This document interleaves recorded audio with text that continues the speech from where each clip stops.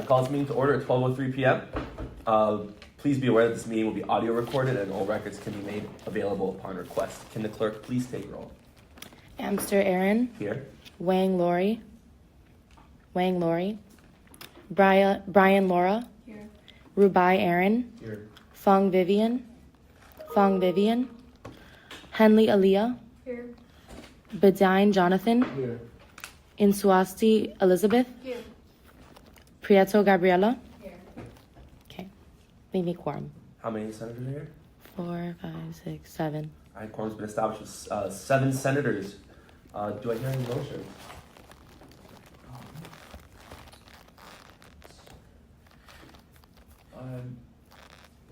Move to create a special rule to establish a block of all 700 code legislation by unanimous consent. There's been a motion to establish all 700 bills as a block by unanimous consent. Yeah. Is there reasoning for that? The same reasoning as last week. It can't go into effect right now. All right. All right, so by unanimous consent, are there any objections? Seeing none, that motion passes. There's now a block of 700 bills. Do I hear any other motions? I move to table the previously mentioned block of 700 code legislation by unanimous consent. It's the motion to table all 700 bills by unanimous consent. Are there any objections? Seeing none, that motion passes. Clerk, I'm going to read to you some bills that I have listed. I'm just going to go a little slow. So it's SSB 2024s. It's 1003, 1005, 1009, 1011, 1017, 1018, 1021, 1022, 1040, 1045, 1051, 1064, 1068, 1069, 1072, and 1075. Got them? Mm-hmm. Awesome. Okay. So SSB 2024-1019 was also withdrawn. So now we're in line for SSB 2024-1020, the Department of Labor Act, written by Senator Rajmia.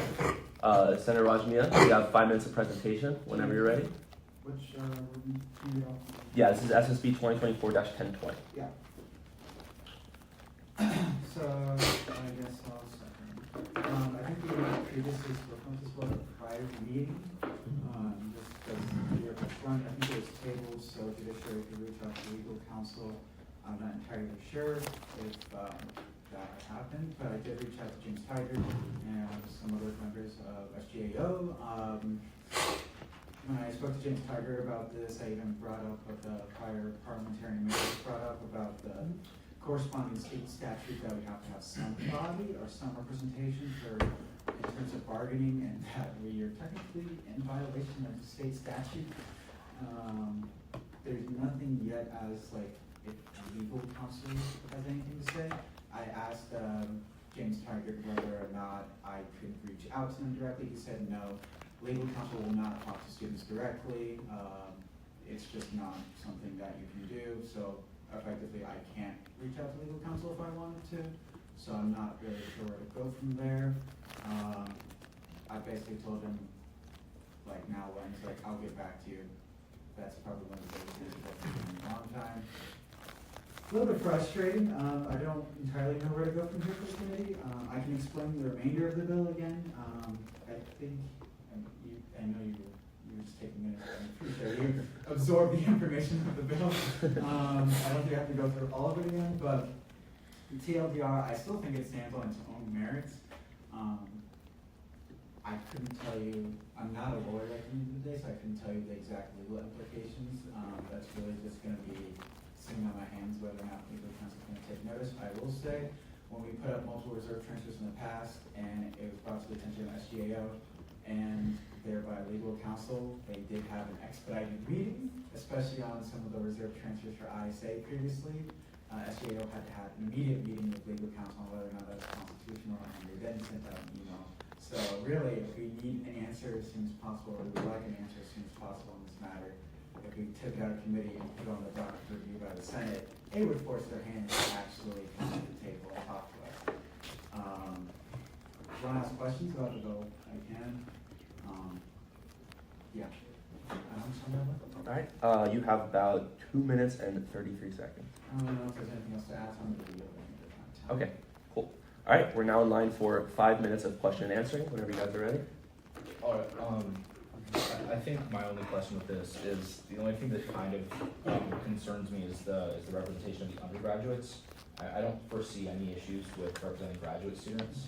So I was just gonna ask you, like, if there would be a difference between the representation for students who are already members in organizations like GAU versus not currently members of another union or other So this is organization. supposed to help those who are bargaining, so GAU, so like if an undergrad is employed by UF Core under rec sports, they're not a union member, the department member wouldn't be assisting them necessarily. They would just be assisting those who are members of GAU who are at the bargaining table. So if you're an undergrad that's just working as a TA or something, like this would have no effect on you. Unless you willingly join a union, this should have no impact on you. Any other questions? Yeah. I'll just, let me, give me a minute. Yeah, yeah.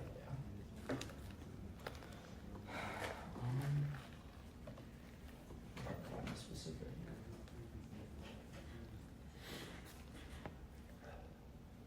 Where would the legal division be established from?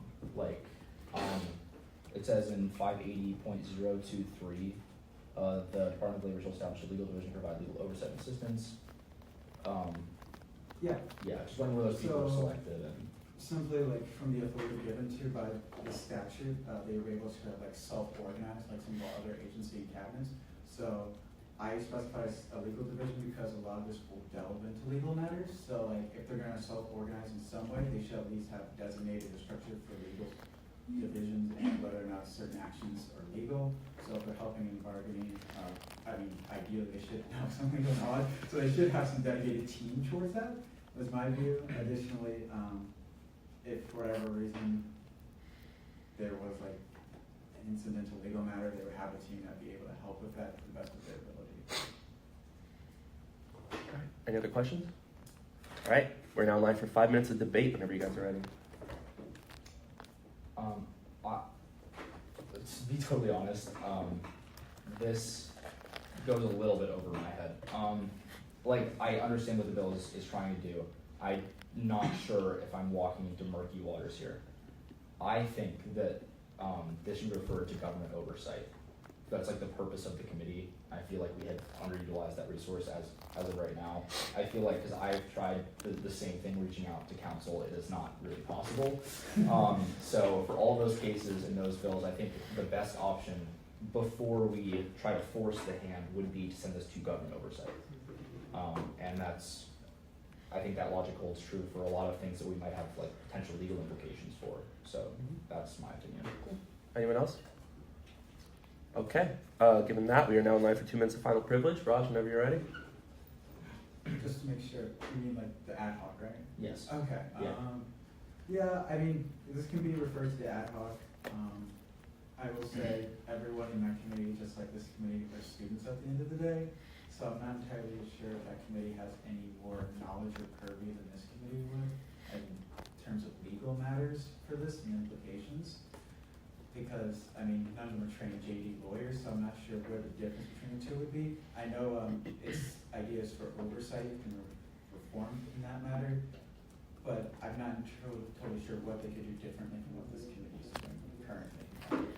They could go to legal counsel just like you had done and I had done, but they're on the same roadblocks, so I'm not sure what good that's going to do. I mean, another set of eyes, I guess, is okay, but I'm not sure if another set of the same type of eyes will change anything about the situation. It's an awkward position to be in, and I acknowledge that, so I'm not totally sure what I could add to this further. That's all. Okay.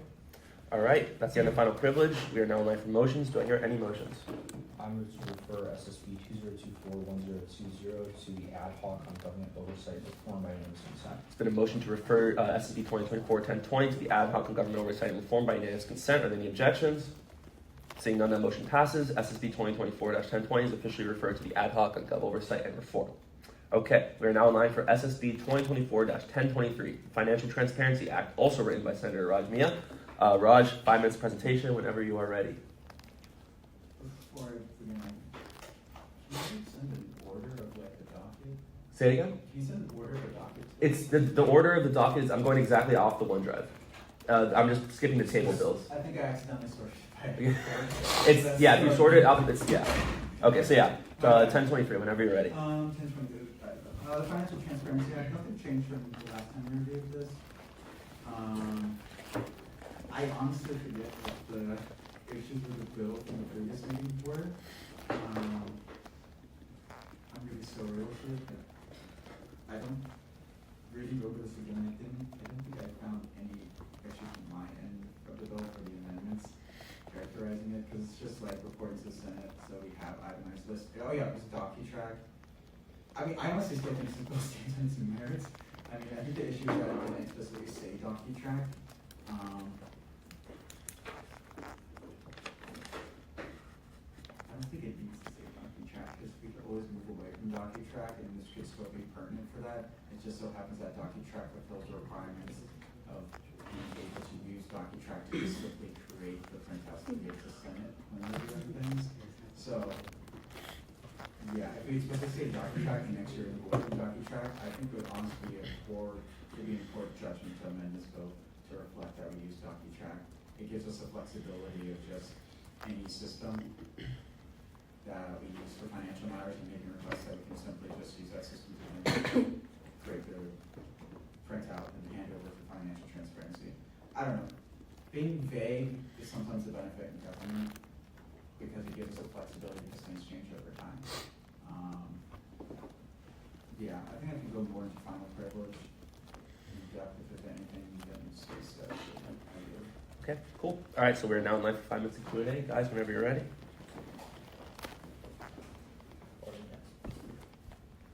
We've already asked questions on this bill. I think that part's clear. Okay, cool. All right, 5 minutes of debate. All right, I agree that it should not include the word DocuTrack. My only thing is this is already something that happens. This is already required by the sunshine laws.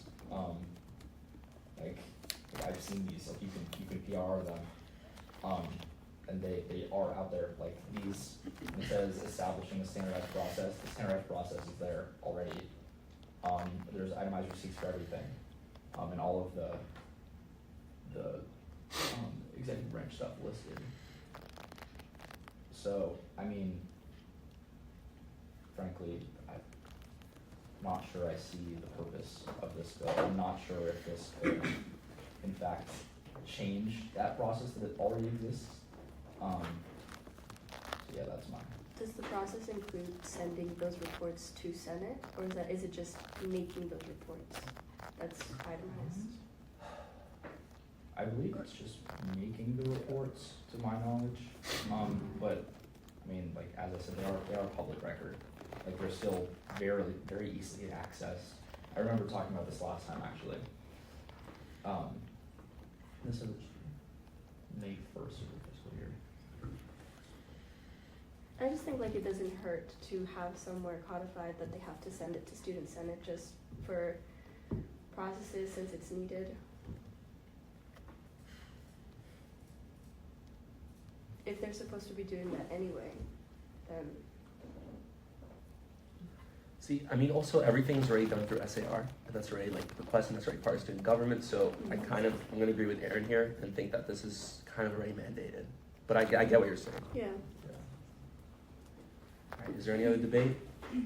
Okay. Seeing none, Raj, 2 minutes of final privilege whenever you're ready. Give me a warning at 30 seconds. Yes. Just to talk about, when it comes to PRRs can take months, weeks to months when it comes to that, and the budget in this bill, transactions are supposed to happen at least, I believe, twice a year, once at the end of spring semester. We divide the budget in the summer, so we can put a PRR in right as spring ends to get all the transactions, but if there are purchases still happening, if the fiscal year ends June 30th, we don't know those fiscal purchases that happen in that time frame, and we won't know unless it's another PR. But at that point, we have already devised the budget and passed it. Furthermore, PRs can take a long time, so it will become the point, potentially, if they delay each department in transmitting that we won't get those PRs in time for us to devise the budget. When I sat on the budget committee over the summer, I asked multiple questions. Can you give me numbers on this? How much did you spend on this? They said, we'll get back to you, and they simply never did, and we had to devise a budget without that information. What this would allow us is to give give the information to us as the budget committee, which is not given to us. Is it in DocuTrack? Is it maybe a SAR? Yes. Give it to us is what we're asking. They currently don't do that. They seem to refuse when we were asked. And if we go the PRR route, it could take weeks to months for us to get this. And not only that, well, there will be holes in the things that are transmitted to us. And there's no guarantee that we would get it in time for the budget hearings, which is the whole point of this. If we need an accurate budget, we should know the transactions. PRRs take forever to get back to us.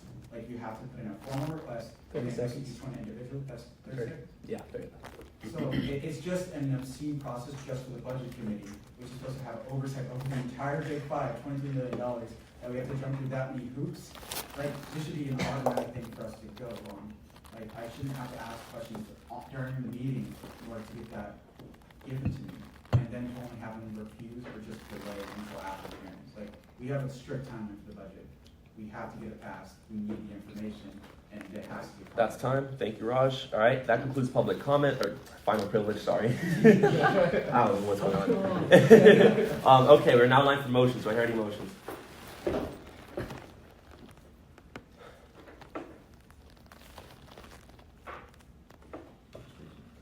move to pass SSB 2024-1023 by unanimous consent.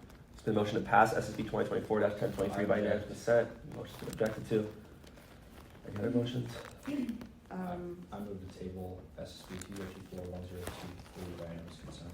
It's been a motion to table SSB 2024-1023 by unanimous consent. Are there any objections? Seeing none, that motion passes. SSB 2024-1023 is officially tabled. We are now in line for SSB 2024-1026, the Student Government Accountability Agency Act, also written by Senator Raj Mia. So 5 minutes of presentation, whenever you're ready. Okay, 1026. I think, yeah, the updates have been made. I heard some feedback last time about attaching secretary of data to that. I made some edits. I completely divorces out from that piece of legislation, so this is just SGAA. I made some slight updates to the end as well, that there has to be some better communication between the Senate and SGAA as it's written here.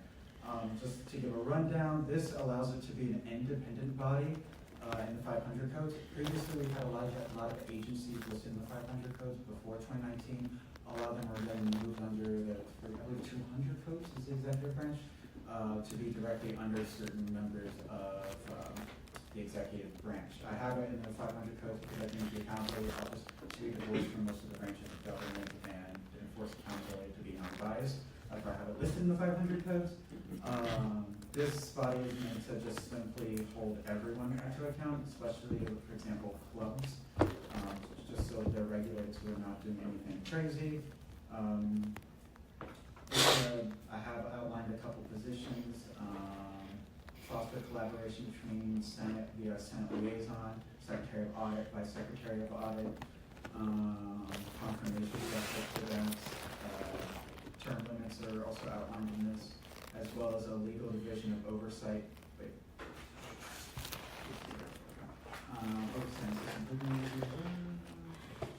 Yeah, that entire 581.02 needs to be struck. Yeah, I actually, those two. 581.023 and 24 needs to be removed from that. But beyond that, yeah, it's supposed to just be a framework for people to work off of to have an SGAA. It's just a fairly basic thing. Fundamentally, this bill just has an independent agency just to enforce the rules and to just has a framework for student government accountability so other centers can work off of it. Yeah. Cool. I'm gonna yield the rest of Okay. Bless you. Thank you. All right, we are now in line for 5 minutes of Q&A, whenever you guys are ready. Just to clarify, you said that 581.023 and 024 would be stricken Yeah. from this? Okay. There's one more question. Yeah. The only concern I have about this is the audit power. I know I brought that up before, but I'm pretty sure that was the reason why SGAA was dismissed in the first place several years ago. I think it was determined that they do not have that power, and that concerns me. There's also another bill on the docket that is similar in intent, and I don't think this should fail, but I also kind of want to hear this closer to the other bill, just to see, the other one is a bipartisan effort. Would you be amenable to that? To hearing them closer together so we can see like the specific differences between them? I mean, sure, I mean, I'm okay with hearing it. Like, if I brought the one forward, that would be okay. Sure, I would like the office to be in the room for that other bill, so like, maybe move this back, so when that bill Okay. is heard. Yeah. So like, the three of us can all like talk. Yeah. I guess.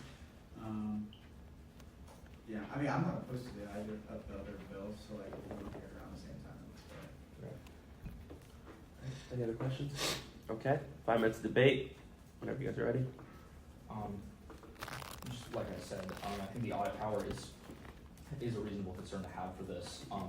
Again, I do not think that the accountability agency is a bad idea. But there is another bill that is very similar in intent, and I want to see specifically what the differences are between these two bills. I think it would be beneficial to hear them together, not as a block, but closer to one another, so we can determine if there are any substantial differences between them. Just to see which one is more favorable, I guess, legally. So yeah, that's my. Okay. Any other questions? Any debate? I'm sorry. All right. See, none. That's 2 minutes of final privilege. Raj, whenever you're ready. I will say when it comes to the audit thing, I think when I have the name Secretary of Audit, it's kind of a no-namer. I don't know if that's a correct idiom. It's not misnomer. Auditing as in like the audit, like I know there's a whole bunch of auditing agencies, but those big FNC agencies, it's not necessarily an audit, more of just like reviewing the transactions that are put in DocuTrack. It's just the title necessarily. It isn't like, okay, I'm going to inspect to see if you actually bought in which one is the sense. I've actually spoken to SG Finance when it comes to auditing. They don't like themselves doing auditing because they don't have the manpower. They have a big firm doing an actual audit. There's auditing like that. This wouldn't be that in that regard. This would just be double checking the books type of thing of DocuTrack to make sure that actually happened or whatnot. And that money's actually being spent on permanent things. So I'm just gonna leave that there. Beyond that, yeah, let's just hear this later and a closer timeline with the other bill. So I can talk to the office, because I haven't, quite frankly, talked to the other office for the bill, so, yeah. I'll just table it for now. Okay. All right. That concludes final privilege. Do I hear any motions? Point of information. Yeah. I direct this to the parliamentarian. Go ahead. Is it more a parliamentary, like, correct in procedure to postpone this until before bill SSB 234-1156, or table it up until then? I think you could, I think you should postpone it. Okay. Yeah. All right. I move to postpone SSB 2024-1156 to directly after.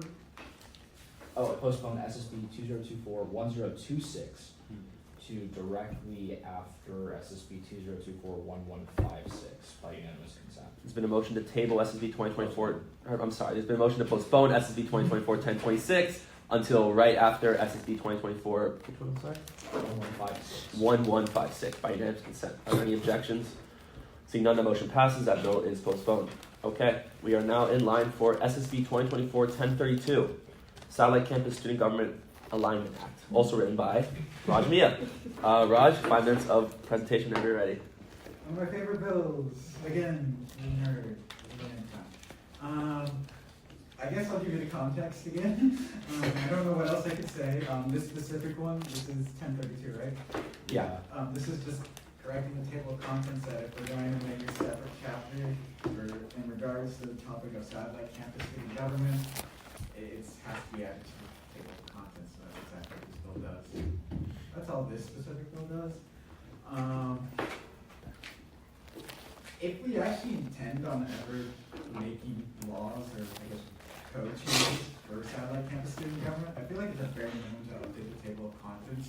So like even if the other companion bill of this doesn't get passed, a student senator or literally anyone can start drafting legislation and at least knows what chapter it goes under, so they don't have to do a companion bill at that time. So at the very least, I think we could just pass this bill. It just corrects the table of contents. If that's what our that's why I created the ad hoc committee, so we can make a chapter for this. And then we can make permanent codes. So as a bare minimum, I feel like creating a chapter designated for these matters would be fine. I don't think that's controversial, guys.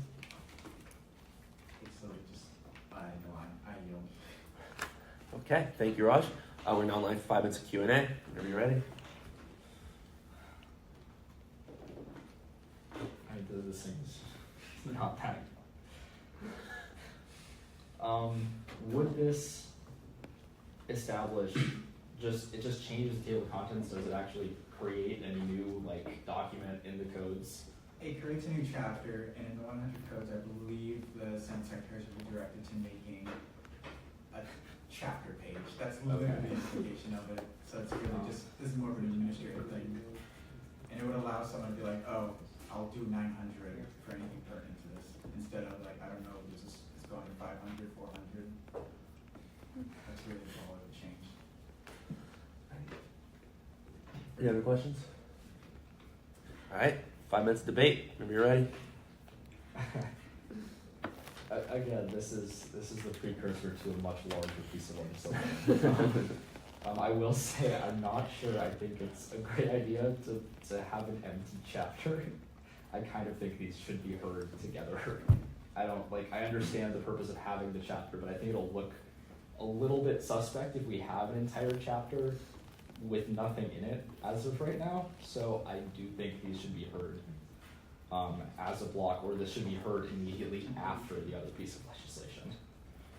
That's Any other debate? Okay, 2 minutes of final privilege, Raj. Whenever you're ready. So yeah, I mean, this is really bureaucratic at work here. I mean, you could, I don't know. I mean, I really don't know what to elaborate on. I mean, yeah, this has a much larger companion bill, but as I've seen for the last 3-4 months now, everyone's been like, this is a very large bill. I don't know what to do, and I don't feel comfortable reading this. So I mean, I can't force people to read my bills whether or not they should pass. So you tell me, I don't know what to do with myself. This is a topic that I think we can agree on that should be tackled, but if no one reads the bills and no one wants to get started, or at least chip the first stone in making a statute, I don't know where to go from here. So here are the other bill out, I guess, if you want to do it as a block, get it separately and pass this one so we can get started.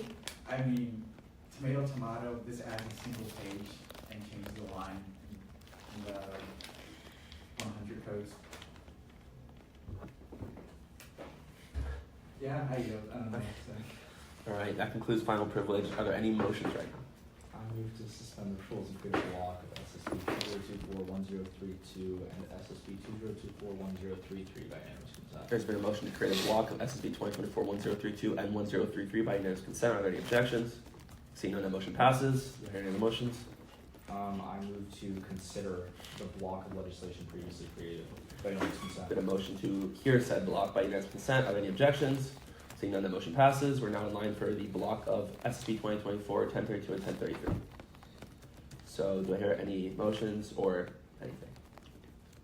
Wait, I guess Senator's presentation on the block. So would it be presentation on the block? Is that how it typically works? I think you should present on the. Okay, okay. Sorry. Okay, so 5 minutes of presentation on the block. 1033 was also written by Rajmia, so Raj, whenever you're ready. At the time I wrote this well, sure.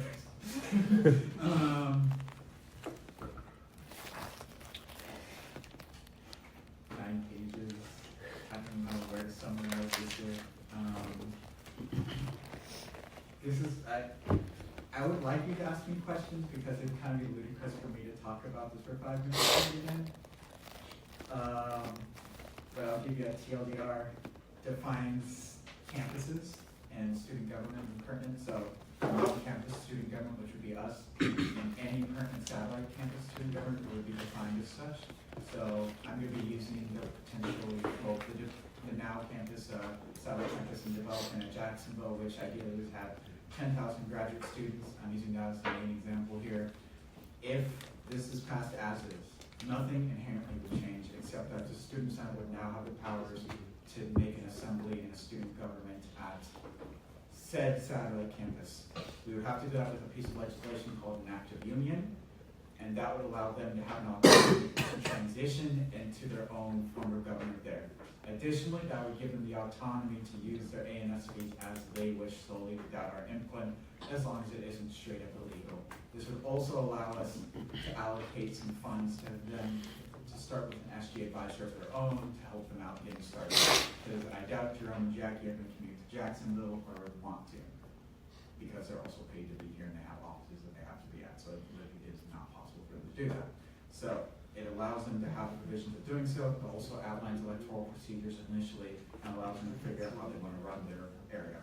This also is if the Board of Trustees says we need a satellite campus in Miami now of 20,000 graduate students or all med students, and we feel at our discretion that they need to take care of themselves and we should take care of them. Again, we could pass another act of union to give them their own autonomy. This is what this would do in the grand scheme of things. There's a little bit of here and there details like a dissolution proposal. So if for whatever reason the Board of Trustees says, hey, this campus in Jacksonville didn't work out, it's 10 years after it was established, we're disbanding it, we would have provisions to disband the student government permit as well. This also has archival powers. So right now we have to archive everything in the Live West archive, I believe, or Live East for SG stuff. Same thing would apply. The records would have to be archived in the same manner.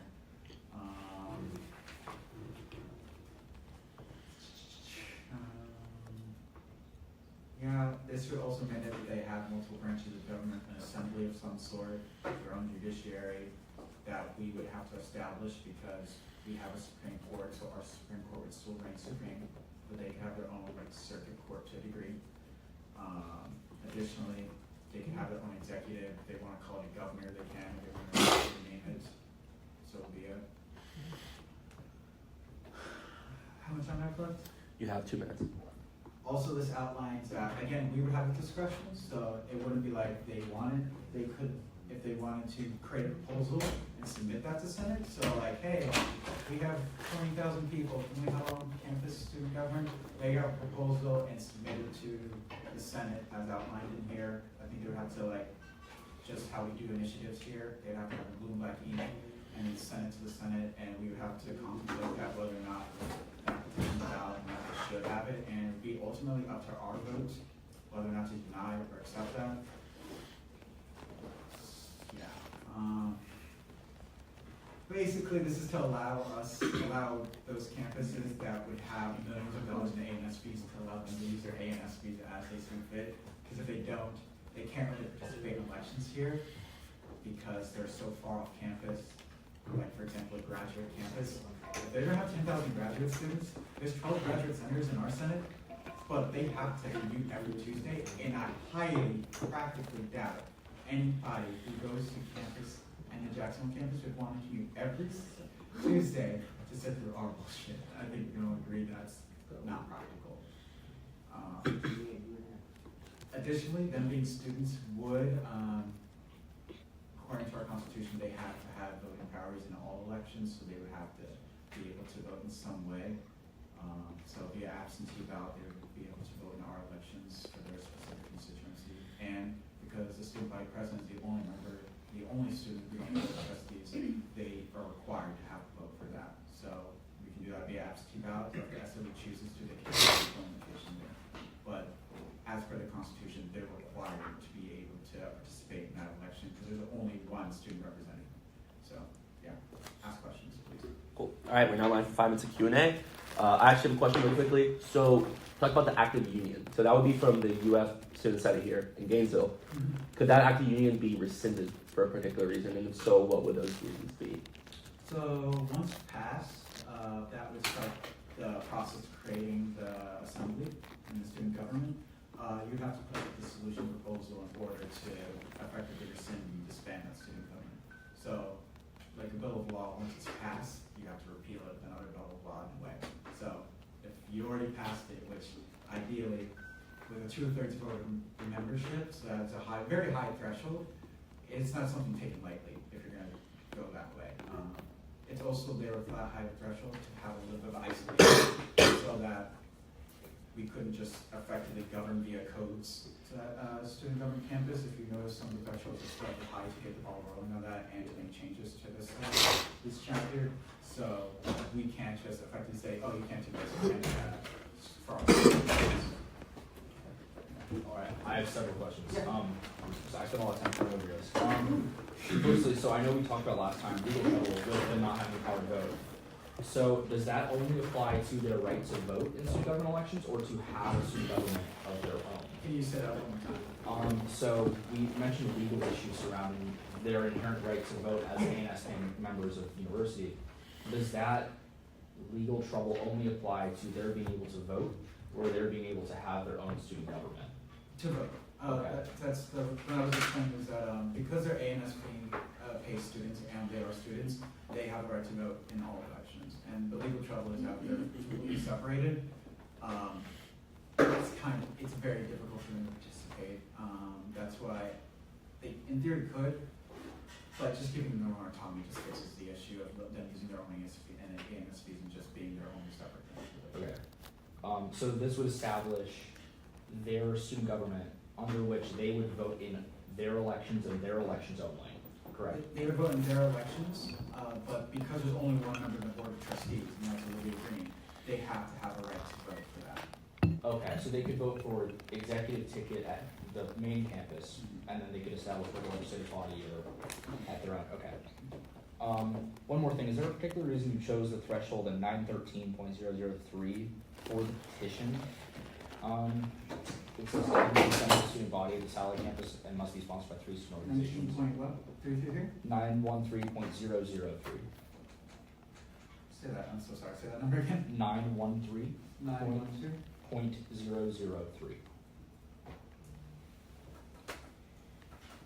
Yeah, here it is. Yeah, so it was more of an arbitrary type of thing because I really wanted to show interest because in theory right now as it stands, we have multiple satellite campuses, but they're very small. They have like 30 students. I think there's a vet med down in Orlando. They don't need their own satellite campus government. So I wanted to show that this is a sizable campus. They have student boards. They have a sizable membership. So this was really more of a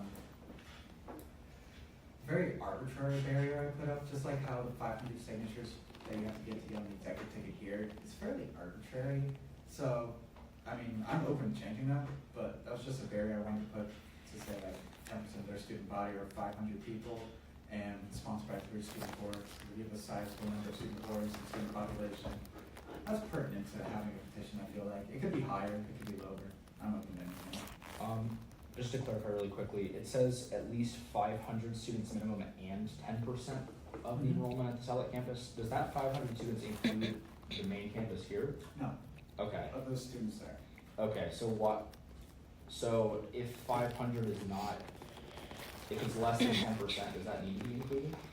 So if it's at least 500 students minimum, so you have to get 500 outright, and then 10% of the student body in the 500 group into that, right, the signatures.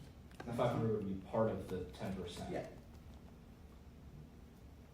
So if the student body is smaller, then I guess maybe It says, can I ask Like, that it's question? this- It says this- and, not or, is Yeah. my only confusion because you vote theoretically. 500 signatures and 10% of the student body. So if the enrollment is less than 500, for example, Yeah, they could not.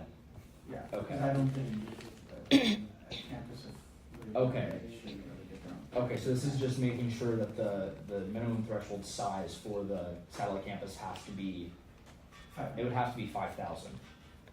Yeah. Okay. Alright, that's time. We're now in line for 5 minutes debate. Go ahead. Okay. I'm not opposed to this. Again, like, it's really long, and like I spent time poring over it. I'm sure I missed things myself. This is another one of those instances where I think referring it to government oversight, again, the ad hoc, it's not necessarily going to give us any legal clarification, but it will give us more eyes to look over this piece of legislation. I don't think that's a bad idea. Again, it's been underutilized. I think that's what we should do for this block.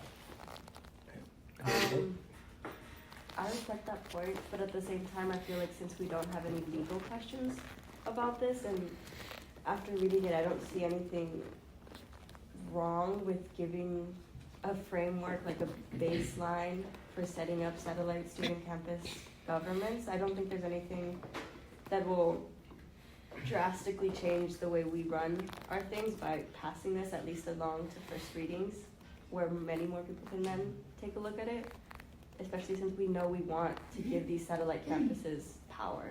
We want to give them a chance to have representation. So I don't see anything wrong with passing it. You know, I don't think anyone here disagrees. I don't think anyone thinks this is a bad idea. Obviously, the satellite campus deserves representation, but I agree with Aaron that the ad hoc has been underutilized, and I think it would be a really good idea to continue setting the bills that are in their purview. Alright. Just point of like information about that. So it would get referred to them, and then they decide whether to pass it back to us. Okay. Yes. Okay. Yeah. Okay. Any other debate? Okay. 2 minutes of final privilege. Raj, whenever you're ready. What's another couple weeks, I guess.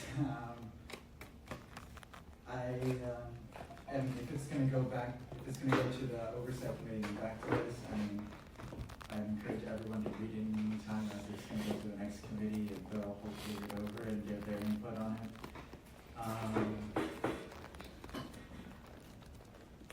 I'm not entirely sure, again, with the last thing, I'm not totally sure what input they could put in, but, if the committee feels so preferring it, then so be it. Yeah. I'll take it up with that committee, since, I guess if this does get referred back to this committee, that everyone can reads it over in the meantime, collaborate with the oversight committee. If you guys can get hold of legal counsel, please, right? I'm all there. But yeah, thanks at least for asking questions. I actually do appreciate that a lot. Hopefully this all gets sorted out at some point. Yeah, I'll yield the remainder of my time. Okay. All right, that concludes final privilege. Are there any motions? And remember, the motion is going to be on 32 and 33 as a block. I move to refer the block of SSB 2024-1032 and SSB 2024-1033 to the Ad Hoc on Government Oversight and Reform Committee by unanimous consent. Then a motion to refer SSB 2024-1032 and 1033 to the Ad Hoc on Government Oversight and Reform by unanimous consent. Are there any objections? Seeing none, that motion passes. Those two bills were referred to the Ad Hoc on Government Oversight and Reform officially. Okay. We are now in line for SSB 2024-1038, Judicial Injunctive Powers Act, written by Senators Hunter Monson and Minority Party Leader Nathaniel Pelton. So, Pelton, whenever you're ready, 5 minutes. So good afternoon, everyone. As I sort of stated the first time that I presented this bill, the Supreme Court on multiple occasions in the last year has used its unspecified power to issue injunctions upon the Student Senate in order to at first get through with the Senate leadership elections after the spring 23 election, and then of course to ensure that we got past the quorum issues of fall after the fall election. The issue is that nowhere in the codes does it specify that the judicial branch has the power to issue injunctions, and I think that that is a very concerning fact to consider. And so, in line with the former Senate President's sort of standing on this issue, I have submitted this bill to quite literally just ensure that we are in line with what we have been doing, what precedents we've created by issuing injunctions on the Senate, from the judicial level, and I really, really beg the committee to just ask questions. If there's an issue, we can make amendments today and fix it. This is only adding 2 lines to the codes. It's not really doing much aside from just ensuring that precedence is codified, and that's it. So please ask questions. I'd love to answer. Thank you. All right, thank you. We're now in line for 5 minutes of Q&A. Whenever you're ready. All right.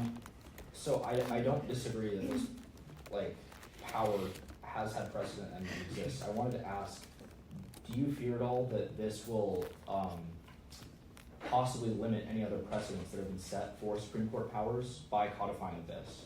Not at all. Actually, I think this is creating a new precedence that says that if the Supreme Court or the judicial branch in general is making an action, that the Student Senate does its job as a legislative branch and follow up with that to ensure that it's codified for future times.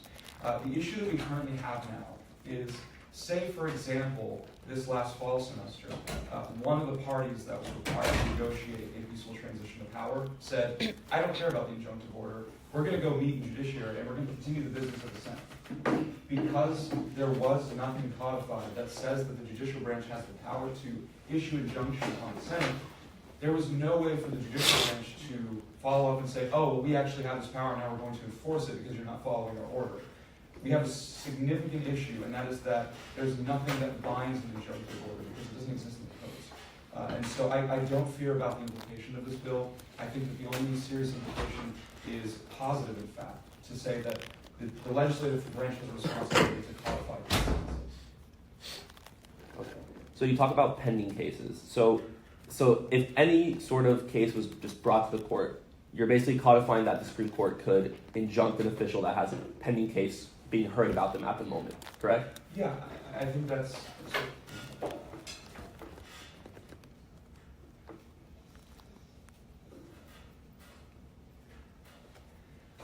yeah, so it's my interpretation of what's been written here that yes, they can essentially issue an injunction on any official at any time, any body of the student government, and that is just a power that we've already seen be used by the judicial branch. If there are concerns relating to the power that comes with that, I'd be happy to answer more questions in this time, but yes, that's my understanding. I'm reading through the constitutional order.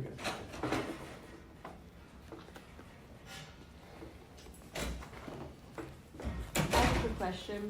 When it says to enforce or engage from continuing in unlawful acts, the Supreme Court would decide what is unlawful, correct? Right, so the issue that we run the risk of right now without this codified is, say for example, a member of the student body sees an executive official here in student government acting unlawfully. There is no means by which the Supreme Court can step in and say, we need to stop all actions on this front while we continue to hear the cases pending to ensure that no more unlawful activity occurs from the time that the case is filed to the time that it's argued and decided. It's very important that the Supreme Court has this power to stop those unlawful actions or potentially unlawful actions before the case is heard and decided. So that's what this allows for. This codifies this process. Right. And so codified meaning it's already been done before. It has been done before. There's precedence for this. But again, I don't think that we should be standing idly by and continuing the precedence of just allowing precedents to reign free over everything. We have codes for a reason. And so I think if we're doing something, and we continuously do it, we need to establish it in the codes and codify it. And that's what we're doing here. Any other questions? Okay, so 5 minutes of debate whenever y'all are ready. That's a different interpretation from mine. Actually, it's me rethink my position on whether or not the precedent should be something to be upheld without the codes or not. I do want to know if there are any other powers of the Supreme Court that are not currently codified that need to be considering if this bill were to pass. I think that's if this is to happen, we need to make sure we cover all of our bases and make sure that we find the precedents that have been set and codify them. Otherwise, that's a serious risk because this sets a very firm example that the 400 codes are the sole limitations of the Supreme Court.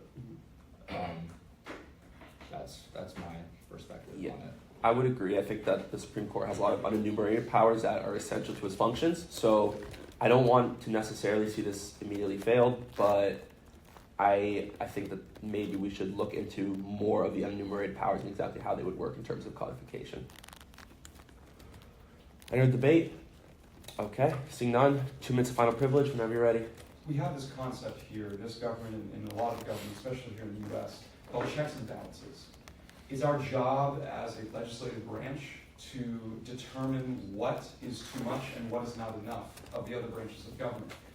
So to use this and set a new precedence that somehow, because something is happening and because the legislative body decides they want to codify that thing to ensure that the other branches of government are in line with what the legislative body wants, if we establish this new precedence that by taking one step, we're opening up this concept of, well, what other steps are we missing? That's our job. That's what we do as legislators. This bill is starting that process of unraveling all of these concepts that I believe the vice chair is concerned of on the committee, and that is to say that we're going to continue to codify issues that we see. I see nothing wrong with this bill. I don't understand how the concerns of either the chair or vice chair relate to this bill in particular. This bill simply is codifying the injunctive powers of the Supreme Court. It's as simple as that. And I think that we're really running the risk, by not including this in the codes, of having students who have concerns about their elected officials breaking the law, and the Supreme Court not having the power to stop them in time for them to bring a case before the court.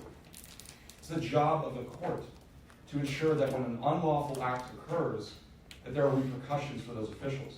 And without this code in place, we're telling the student body that it's okay for officials to continue their unlawful acts until the Supreme Court has gotten around in the weeks it takes for them to make decisions and decided that that act was unlawful and then it should stop.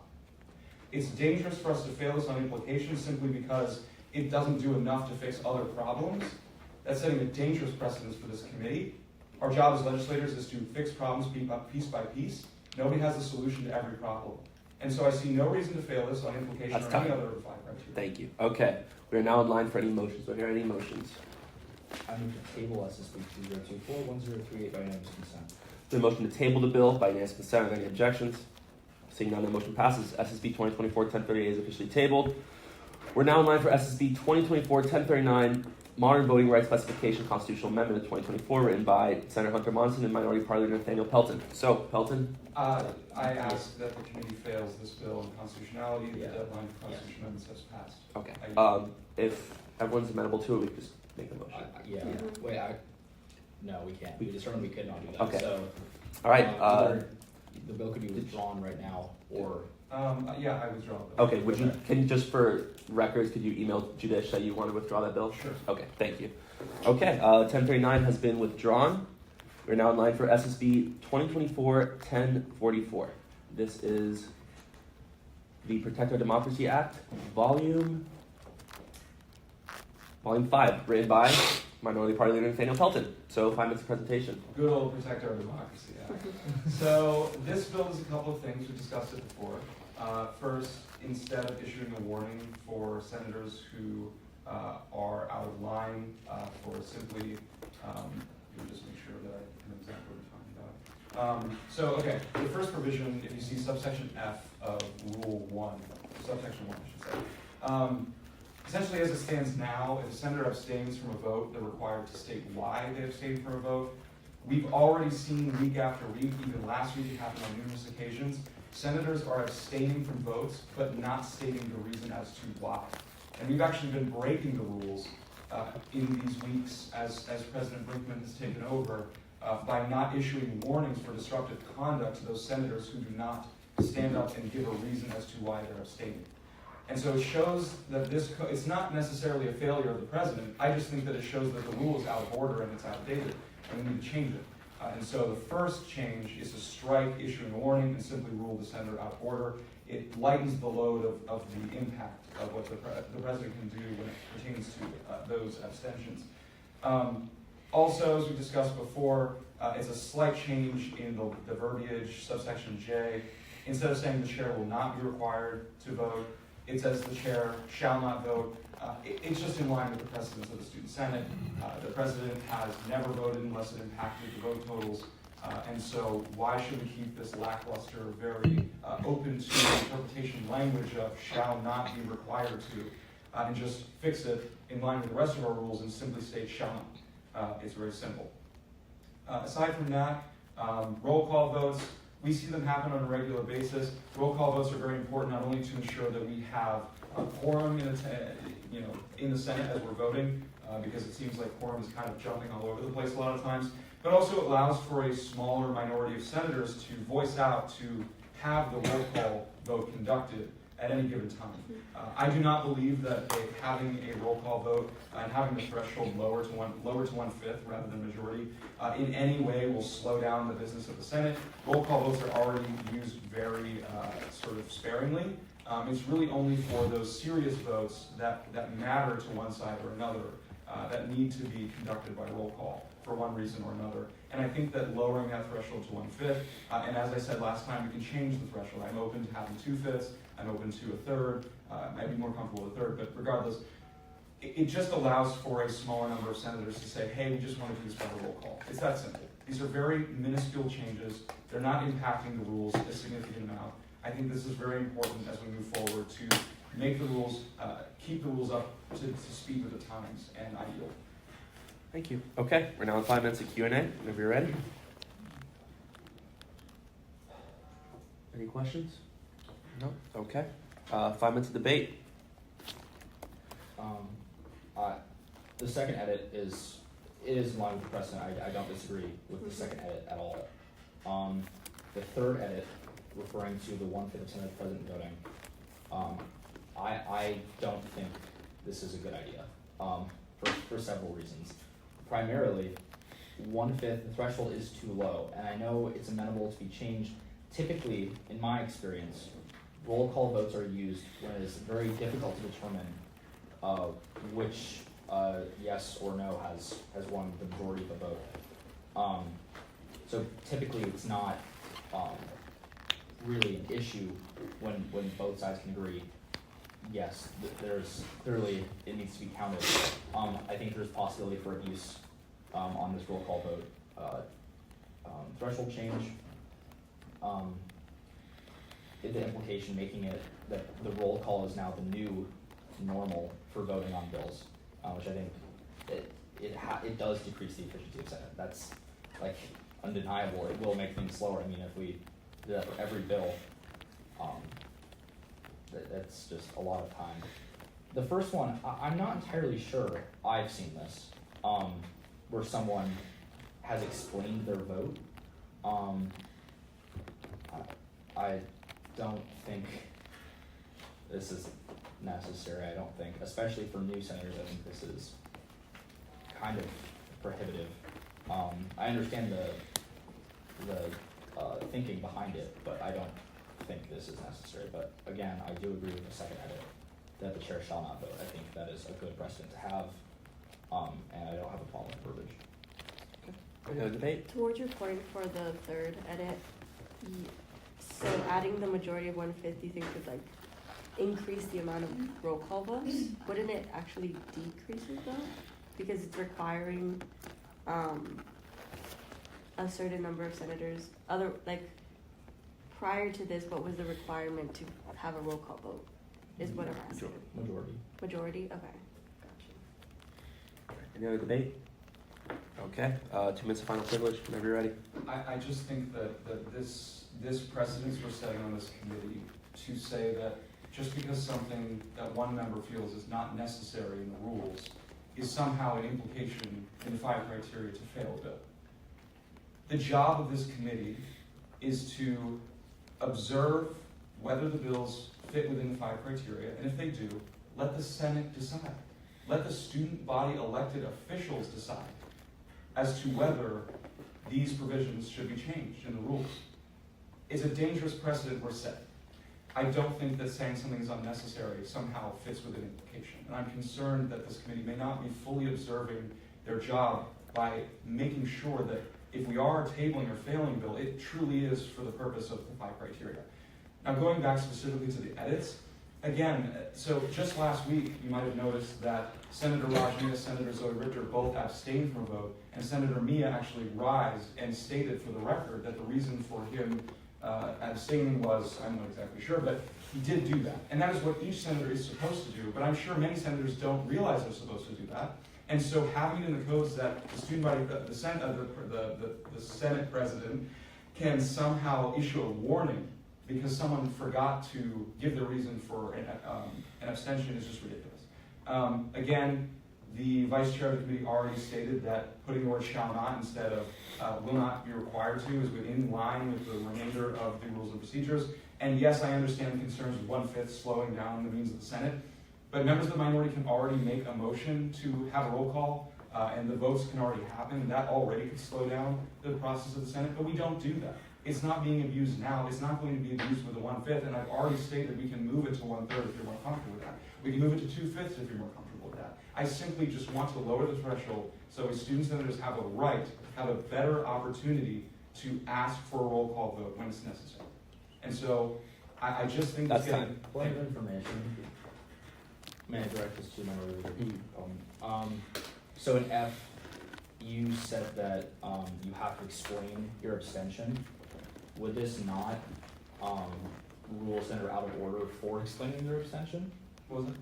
You said that you have to explain an abstention, and that's the procedure.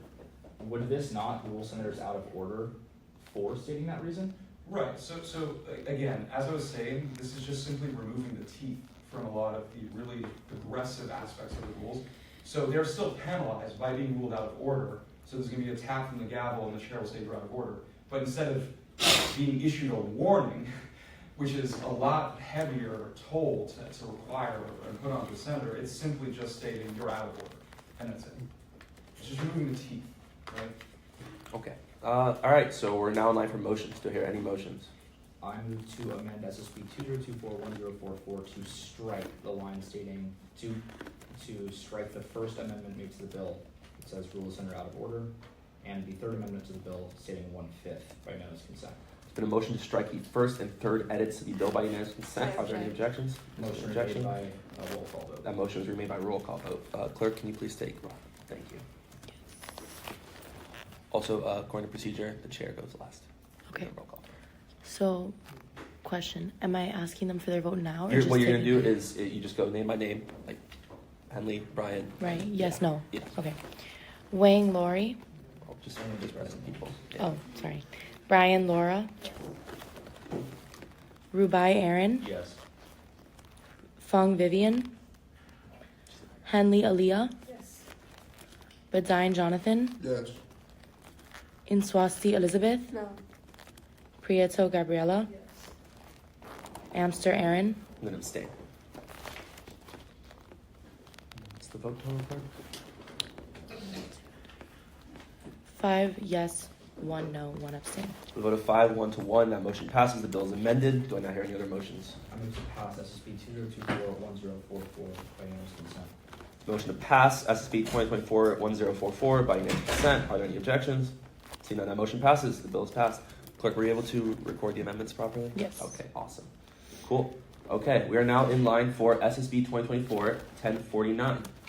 This is, one second, Protect Our Democracy Act, volume. Yes, volume 10. Okay, or 6, I'm sorry, this is volume 6. Written by Minority Party Leader Nathaniel Pelton. So 5 minutes presentation whenever you're ready. Wait, this is 1044. Oh, I'm so sorry. Yeah, that's completely on me. 1049, volume 10. Pelton, whenever you're ready. Yeah, 1 second. All right. So I'm not going to take too much of everyone's time here. Essentially, we've already seen the call of previous question motion been used multiple times in the Senate to kill debate and to move quicker through the Senate.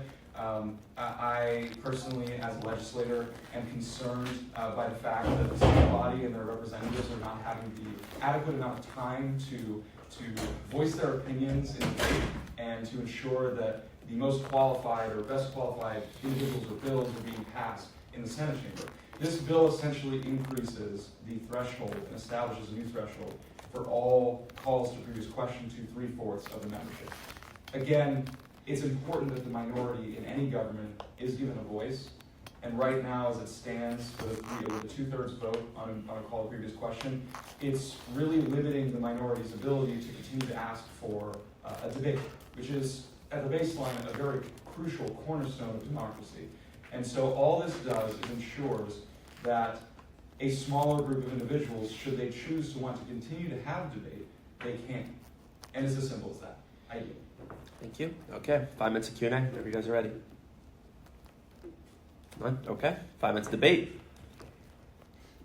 I don't see anything wrong with it, do you? Anything else? Yeah, I mean, again, understand the sentiment. Debate is crucial to democracy. I've noticed an increased use of saying that members of my party stand against democracy when we don't necessarily believe this is in the best interest of the Senate, particularly relating to these 12 acts, which I don't think is right. As it pertains to this bill, 3/4 essentially renders motions to previous question almost impossible because it's typically not a bipartisan effort to call previous question. So I understand there are situations in which this is we're calling previous question has been abused, but at the same time, I think this threshold is just too high. Don't you think that if we shouldn't be pushing for bipartisan, like motions that only one party is in agreement with, since we're in a Senate chamber where we're both supposed to be working together? I feel like motion to previous question is such a powerful and kind of destructive motion, essentially canceling all debate. It's something that both sides should be in agreement of, if it really is in the best interest of the Senate. Any other debate? All right. I- Oh, yeah, go ahead. Yeah, I'd like to amend my original statement. That was, I believe, not a very prudent insight into this bill. I was stated poorly, in my opinion. Again, I understand the effort for bipartisanship is necessary. I also understand that Robert's rules, as they are written, are intended on creating thresholds for particular reasons. I know we are capable of amending Robert's rules. In this case, I think that the threshold is correct. Now, the implication of this renders the motion pretty much unusable, which seriously limits the effectiveness of the rules themselves as they've been created. I think that's a better way of putting my previous argument. Okay, any other debate? All right, seeing none, 2 minutes of final privilege, whenever you're ready. The Vice Chair of the committee admits that if we are to pass this bill, the motion is rendered unusable. He also admits that usually a call to previous question is not bipartisan. He also says a call to previous question has been abused in the past. All these things come together and you start to realize that the call to previous question at a 2/3 threshold is used by the supermajority to steamroll through the superminority. And the Vice Chair has admitted that on the record. I am coming to this committee as the minority leader of the Student Senate, asking for minority leaders and minority individuals in the Senate and minority voices in the Senate to be represented and given a shot when it comes to debate. Because the student body elected them to speak out. And the supermajority is preventing that by continuing to move to previous question.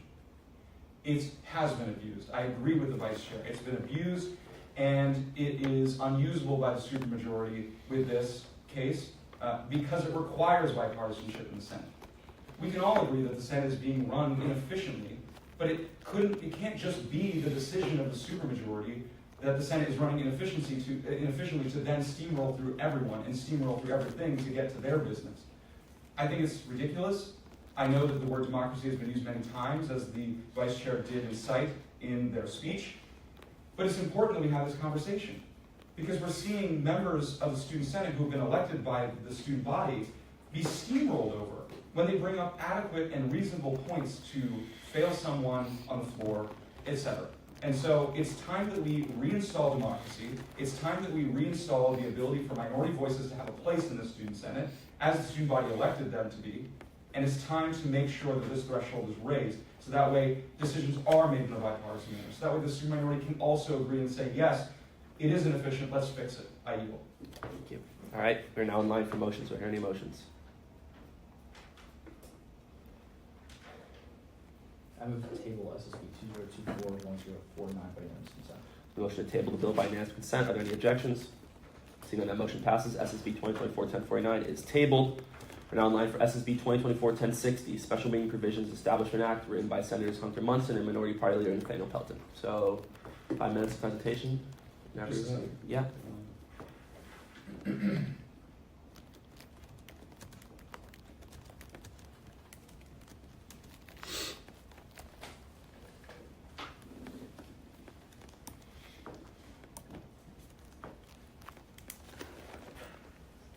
All right, so this bill does a couple of things. So special meetings are something that we've also seen occur a lot more recently in the Student Senate as of late. And so I was just sort of taking a little bit of time to look over the current codes, and I think that they need to be updated a bit. And so, for example, it does state in the Constitution of the student body that the President of the Senate and the student body president have the right to call special meetings of the Senate. The first revision just, again, make sure that we're in line with the Constitution, that the codes are specifying that that is the case. It ensures that the agenda, while yes, it should be germane to the purpose of the meeting, it ensures that, again, it does contain all of the requirements that we have for other Senate meetings, including the Pledge of Allegiance, a moment of silence, roll call, public comment, which is required by law, etc., to the agenda of every special meeting to make sure, again, that we're in line with Florida statute as well as with our Constitution and other codes. And then finally, as it pertains to the last chunk of changes, essentially, it just sort of specifies when the President of the Senate can and cannot essentially call a special meeting. So I encourage you to read through all of that. All of this is, again, to ensure that the Constitution is upheld, that the codes reflect the sort of sentiments of the Constitution when it pertains to special meetings, the rights that the Senate President has to call such special meetings, and the rights of senators should the Senate President fail to call a special meeting, et cetera, et cetera. So again, I encourage you to read through it, and I encourage you especially to please ask questions. I'm happy to answer them, happy to explain why these changes will be made, and I yield. All right, we're now live for my 5 minutes of Q&A. I'll go ahead and start. So you talk about like the only reason that a Senate President or student body president could cancel a meeting. What would other hypothetical reasons be to cancel a meeting that are not codified here, if you could think of any? Well, I think that it's pretty clear that it's not necessarily penalizing the Senate President for any particular reason as to why they failed to call the meeting. It just simply states that they failed to call the meeting. It's not necessarily giving any particular reason for why the Senate President should or should not fail to call a meeting as reason for this code to be initiated. It's simply if they do fail to call the meeting, then the senators can designate a senator to prepare the agenda and do all the business that was failed to be done for any reason. All right. I just really quickly. Is there a particular reason you chose 48 hours in section E of it's D? No, it's right. It's subsection E. It says no earlier than 48 hours after the call has occurred. Is there a reason for the 48 hours, or is it just like adequate notice to prepare for a meeting?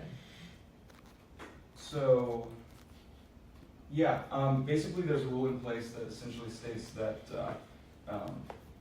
of course, there's public notice law, so 24 hours have to be sort of followed, but also within our codes and within Rules and Procedures.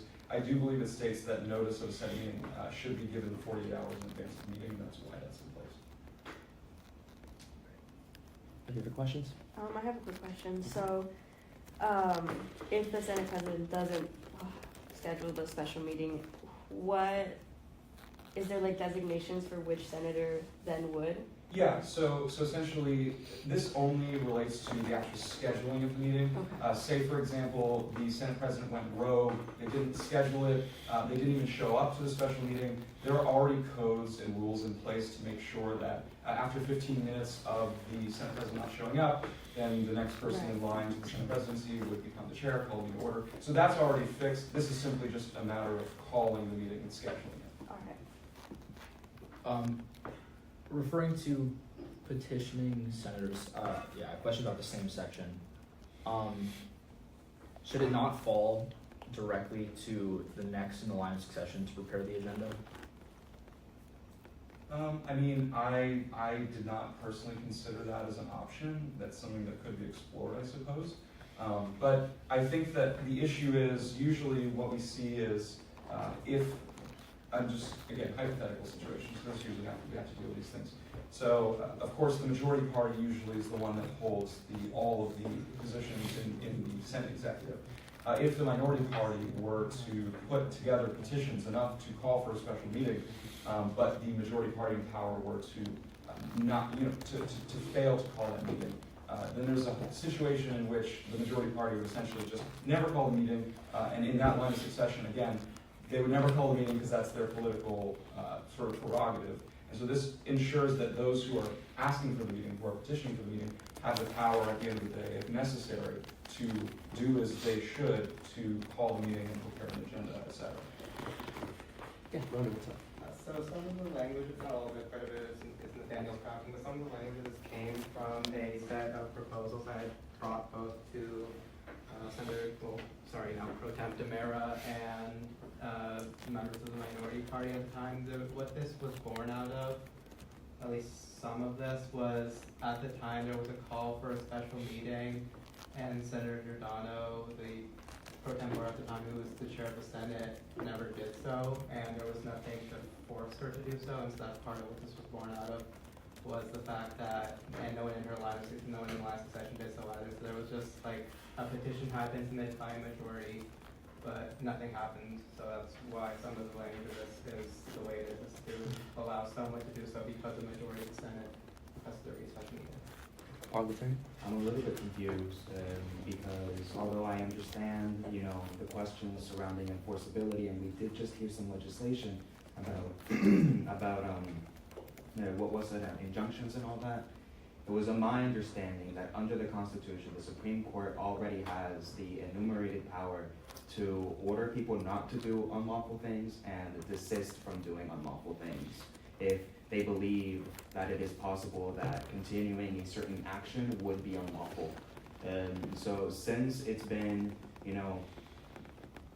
consistently discussed whether or not there are enforcement mechanisms for these laws that are being proposed, I was already under the impression that they existed under the Constitution, and since they keep being brought up, I would like to know if there is a reason that the constitutional protections that already exist are not enough. Interesting. Okay. We're still in line for Q&A. If anyone has any more questions. Point of information. Yeah. I guess probably during. What section of the Constitution? I assume you mean Article 5. But That's Article 5. If I'm not getting told, it should be Section 3B2. I have a question for Nathaniel. Were you aware of these constitutional? Yeah, so I'm very well aware of this because we've already seen it take place, but the problem is the process that currently exists, as we discussed, as the parliamentarian pointed out in the injunction debate or discussion, the processes are way too slow, right? When an official acts improperly, we need to move swiftly to ensure that we fix that, we remedy it.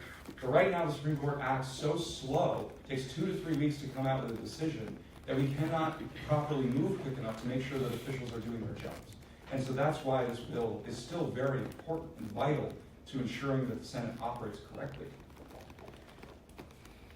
Wait, can I ask a question? Yeah. Are we still talking about 1060 or are we going back to 1038? I'm a little bit lost right now because we've been bringing up enumerated powers. So the parliamentarian chimed in on the issue, and Yes. he brought up the issue of how we are ordering other branches to do things and essentially the sake of all of that. And so I'm simply just making a comment as to what he said. Obviously, we're not debating on a bill that we already passed. Yeah. But I'm just bringing it up because I'm responding to it. Yeah. I was just getting a little bit lost. Okay. Any other questions? Okay, so 5 minutes debate. You guys can go ahead. I was less confused 5 minutes ago.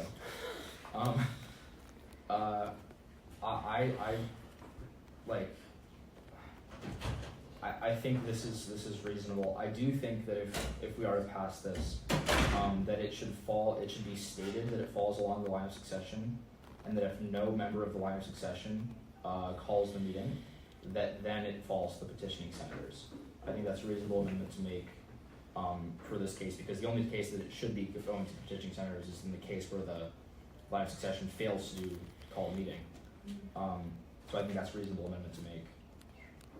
I also have a problem with subsection F, that there shall be no more than one special meeting. I feel like if we talked about vagueness earlier, how it benefits government occasionally, and I think that there are perhaps, in hypothetical nature, that we've been discussing, an instance in which more than one special meeting could be in line to essentially get the Senate to accomplish some action that it has failed to accomplish during its regularly scheduled meetings. Other than that, I have no issues as of right now. I am slightly confused now on how this specifically relates to the power of the court. But that is my percent on the bill. I think those two changes would be good for the bill. That's all. Any other debate? Alright, seeing none, 2 minutes of final privilege. Pelton, whenever you're ready. Yeah, so I made it very clear that the line of succession will not work because as we saw in spring 23 with the Gator Caucus at the time, they intentionally avoided calling a special meeting and they attempted to go down the line of succession for calling it, but they didn't because no one showed up. And so if we are to change this and change it to move into the line of succession, we're essentially codifying the ability of the same thing happening once again. And I think we can all agree that the actions of the Gator Caucus at the time were not acceptable and they need to be fixed. And that is what this bill is attempting to do, is ensuring that when a Senate president does not call a meeting, a special meeting to order if there's a petition, that there's an avenue by which those senators can ensure that the special meeting still happens because it's their right, ordained in the Constitution, to call a special meeting. May I address the chamber? I agree. I think it should go to the line of succession and then to the petitioning senators. That was my point there. Is that if the entire line of succession fails, I'm agreeing with you. I think it shouldn't be allowed for the entire line of succession to fail to do their job and then it just disappears. I agree that it should go to the petitioning senators once it has gone through line of succession. I was just introducing that as a middle statement to that clause.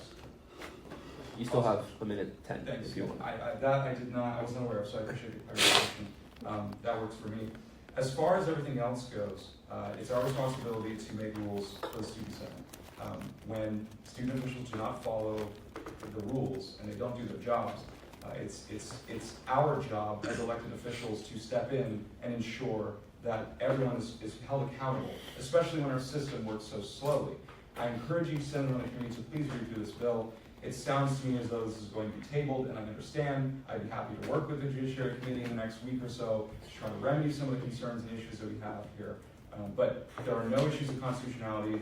I don't see issues of implication, and I really don't understand why we are having so much trouble with this bill when all it is doing is ensuring that officials are held accountable and that there is proper procedure in place when a Senate president does not call a special meeting to order. And so I waive the yield and remain right now. Okay. Yeah, what's up, Alfredo? Well, I think that the vice chair is absurd, is following the proper procedure for this type of change. I think that the idea that was presented is completely reasonable. I would maybe direct some attention to maybe like establishing a time frame before like it goes from one person to the other. Yes. And some sort of like accountability measure, because if one person's having to take the reins of the responsibilities to the Senate president, that sounds to me like it could be grounds for a censure. But besides that, I don't understand why it's being implied that this is, not being given its proper hearing. I think that I just think that the observations thus far are under the purview of the 5 criteria. Okay. Yeah, what's up? Point of information, Mr. Parliamentarian. How many members are there in the line of succession, just so I can create a time frame? So it's every member of the Senate Executive Board. So that's every chair of the standing committees. So Okay. I believe there's 9 standing committees. Yeah. Sure. Hi. It would go Senate President Pro Tem Board, Judiciary Chair, Budget Chair, RNA Chair, INC Chair. That's it. And then a senator elected by the student body, or the Senate body. Would that just in this case be the petitioning senators? It could be. Yeah. Okay. So that is 6 before it gets to. Okay. I'm just trying to establish a timeline for that because that is a reasonable concern to have. So.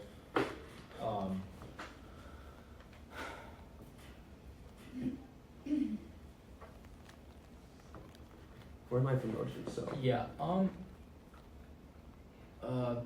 Point of information. yeah, what's up? Would the minority party leader be amenable to one day being if no member in the line of succession has called a meeting to order within 1 day after the failure of the Senate President to call a meeting to order, then it goes. Are you amenable to that time frame? I would be more amenable to tabling the bill and having a further conversation about how we can make this more applicable to the committee. Because I feel like that's not the only issue that this committee sees, and I'd rather just spend the time outside committee fixing this for next week. Is that okay? Yeah, it's cool. I move to table SSB 2024-106 by unanimous consent. The motion to table the bill by unanimous consent. Are there any objections? Seeing none, that motion passes. SSB 2024-1060 has been tabled. We are now in line for SSB 2024-1071, Temporary Succession of Office Act, written by Senator Hunter Monson and Minority Party Leader Nathaniel Pelton. I'll give you guys like a second to get ready, but whenever you want, Pelton, go ahead. Question. Yeah. I don't know. What happened to 1067? 1067 was. Wait, 1067. I'm sorry. That was from last I don't week. see it on the Yeah. doc. So it was from last week. My records say that it was tabled. So 1067. go back. Yeah. What's the bill of it? So it's the Support Expansion Act 2. I don't know what the status is. I'm just asking. I could be wrong, but just want to make sure. I think I do have that it was tabled, but I thought, what is 1067? I'm just a little bit concerned because that's not the only issue I've noticed. I've noticed that that one has just been skipped. I also noticed that I believe it was, if my recollection's correct, the Constitutional Powers Act, 1031. In my records, it also says tabled, but we did not even move to consider that bill. I believe that was withdrawn. Oh, okay. Was it withdrawn? I think it was. I'm gonna be honest, I think. Yeah. Yeah, I believe it was Okay. withdrawn. Is there another one that we have missed so far? That's the only one that I'm on. 31. Okay. No, that was the one. Oh, that's the one that. Yeah, I was just double checking. Okay. Okay. It's not on. It's not on the docket. Yeah, I'm sorry about that. Was that? I'm gonna go to the previous email Yeah. and find. I have it. This is the. Yeah, this is the. Oh, this was withdrawn because there is no change. There's no edit listed. This was Senator Sadake's bill. There was no. He withdrew it because of the formatting. Okay. Yeah. Cool. Thanks. Okay. Yeah. So we're still in line for 1071. Whenever you're ready. Awesome. Pelton. Yeah, just give me 1 second. Yeah. Wait, can I really quickly Yeah. say something? Back, Senator, Allen, had submitted 2 resolutions, but like one of the resolutions, he doesn't know they don't know the status of it. I think they emailed you about it. What senator was that? Alan Rivera. Hanamijo. Yeah, the title of the bill that is the resolution addressing the need for crosswalk at Southwest 2nd Ave by intersection Southwest 24th Street and or 23rd Drive. That was sent on the 30th of last month. I'm not sure. If it was sent on the 30th of last month, that was before I was even chairing. That must have been already heard. So everything that was sent past the Do you know 18th. bill number? It wasn't given number, that's the thing. 2 bills were submitted. One of them I think you guys passed, and the other one, as far as I'm recollecting, I don't even know if it was heard by the committee. I was just forwarded the email and they were asking me. Okay, I don't remember us ever hearing a bill about that. Yeah, I I'm was sorry, I don't supposed think I to received resubmit. that bill. I think it just got lost in the process and everything, which is unfortunate. But I had only every bill that was sent since like last Friday is what I updated into this bill. So yeah. What do you know the number of the other bill that was passed? You said the resolution. It's the one resolution addressing Gilman Drive. I can try. Yes, that was passed. Yeah, Yeah. they were both sent in the same email. So Interesting. That's why I'm wondering like what happened. That's really odd. Interesting. Yeah, we'll figure that out. I apologize for that. No problem. Okay, Pelton, ready for 1071? Yeah, just 1 second. Okay. Sorry. Very good. There's a lot going on. Yeah, there is. You're good. Good. For the record, when they speak like Ronin, I don't include that. Okay.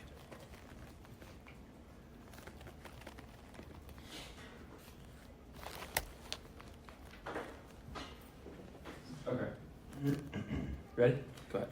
Yeah, so this doesn't seem to be too crazy to me. Essentially, right now, of course, it's not something we talk about very much, obviously it doesn't happen often, but We do have an executive succession chapter within the 200 codes.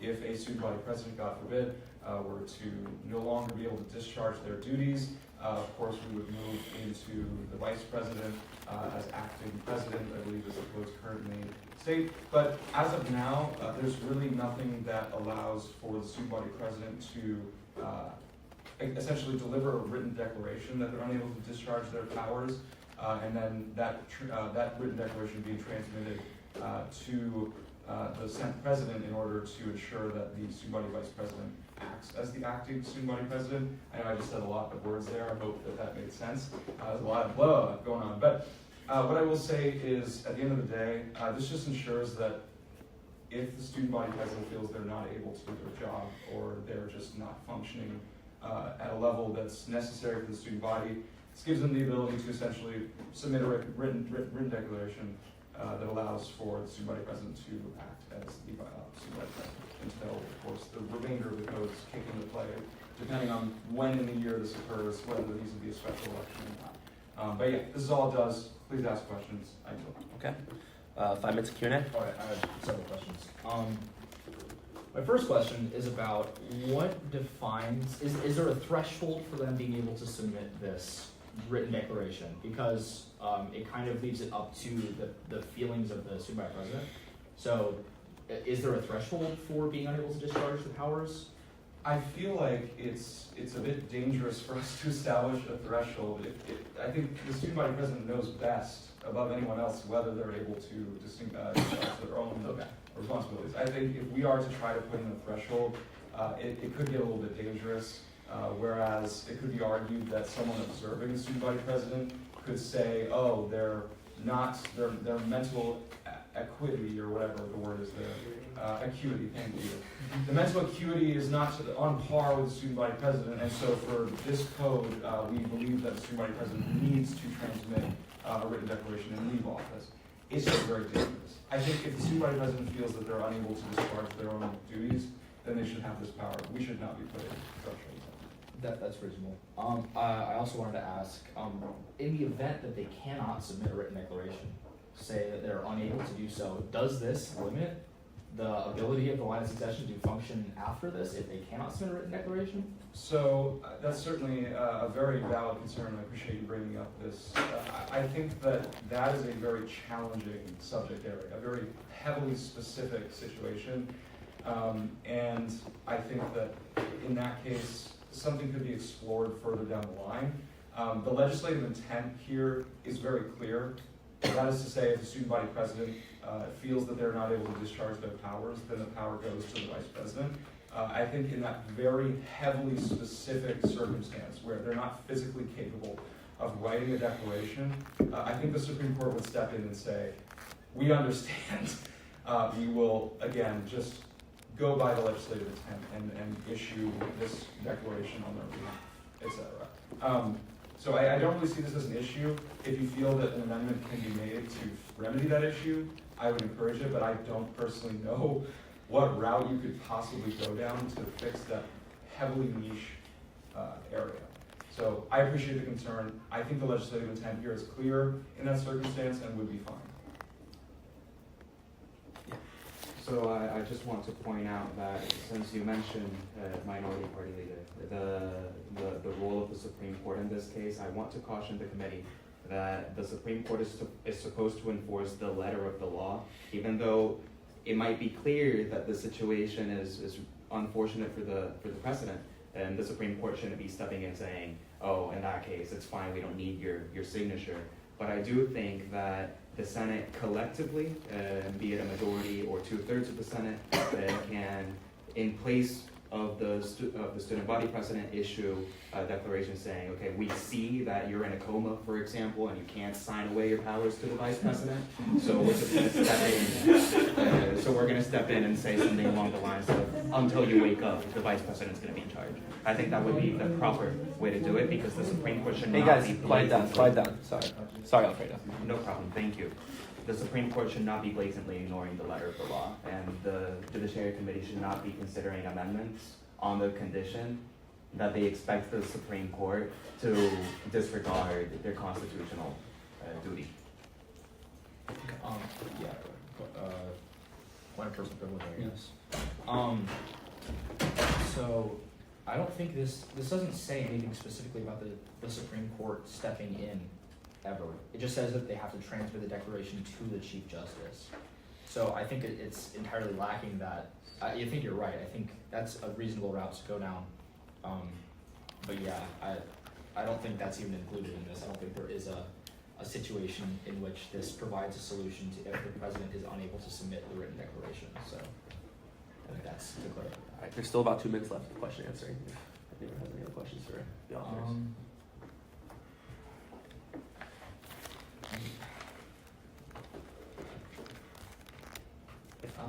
If not, we can move on to debate. Is there something you'd like to say? Yeah, there is. Okay. I think it's a very simple solution to the problem. Strike the word written from everything. Just make it a declaration.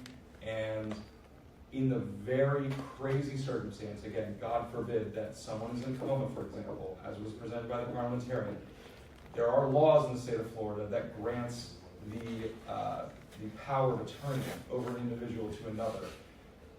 Again, I think it's pretty clear that in that very niche circumstance, under Florida law, that power would be granted to someone else and that they could then issue a declaration. If it's necessary, if this committee feels it's necessary to go that specific into detail about that, then I'm open to that. But getting rid of the word written will probably solve a lot of your concerns, I think, and just making it a declaration. And again, I really urge you to consider just making some amendments here to fix these issues before we move on and submit it to the board. I have a quick question. We have about a minute left. So you don't think there's any outlet for abuse potentially by a student body president determining when they are unable to discharge? I'm just throwing out a hypothetical. Let's say they go on vacation and they don't feel like they're able to discharge the duties. Could they just submit a declaration? Like, what's the boundary here? I think the student body would want a president who doesn't just want to go on vacation and leave their role. So frankly, this allows for that president to dip out, say goodbye, and maybe the vice president is someone who already was elected by the student body who could take up the role and would actually care about the job. I don't really see abuse by this. In pretty much every other job, if you want to leave, you can leave. This just allows it easier access than just simply like resigning or something along those lines. Again, it says unable to discharge the powers. And so those words are pretty strong. I think it's pretty clear, again, that the legislative intent is for those who are incapable of delivering those powers. I would argue, if necessary, we can include, as we have multiple times through the codes and the rules, a section of legislative intent to specify that the intent is for highly specific circumstances in which a student body president is incapable of discharging their powers, and to clarify some of these questions that we have here, so that way, if it ever does go to the court, we can ensure that there's no question as to what this means and what it doesn't. Okay, that's time. All right, we're now in line for. Oh, sorry. Yeah, what's up? I just wanted to know that in her absence that's already covered in the Constitution's Article 4, Section 7B, the Vice President can exercise the powers and duties of the student body president in his or her absence. Should be there, but it's so yeah, it's already in the Constitution. Okay. All right. Well, 5 minutes of debate if you want to say anything. Anyone? So, I'm not sure I fully understand what this is attempting to do. I thought it was so that in an instance of like very temporary, as the name suggests, situations of being unable to discharge the powers of the office, that it's unclear to me, because I understand the written could be taken out, but just the fact that there has to be a declaration, I feel like in the line of succession, it doesn't require a declaration. I feel like, point of information, yeah. How is it determined right now when it shifts from the president to the vice president in succession? So there's a couple of ways. You can initiate an impeachment procedure that is very extreme. You can also, the student body president can just say, I'm not going to be here. That's a declaration. This bill, I believe, requires it to be written, even though we've talked about eliminating that. And, you know, getting into ambiguous constitutional territory, I think that it might also be able to be determined by Senate resolution or authorization. If, you know, for example, suppose that a president has a death in the family that is severely interfering with their ability to execute the duties of their office, but because of their grief, they are unable to communicate that to anybody, then I believe at that point, the Senate can come forward and say, okay, a majority of us agrees that you're not going to be present for this, so let's just move the powers to the vice president until you come back. And so it might be wise to consider amending the bill to make it clear that it can also be based on a determination of the Senate. Okay, I'm just gonna say, I think this bill could be passed. I think it does need to be amended a little. First off, obviously removing the written stuff. I think maybe if we can make it a little more clear that this is only for very extreme circumstances, because I still am concerned about abuse, and the last thing I want is for a student body president to just discharge their duties whenever they deem so fit. So I think if we can make it clear that this is for extreme extenuating circumstances, that they can submit a declaration. So that's my opinion. If there's anything else. Yeah, basically, if nothing else, I think this should include a time frame.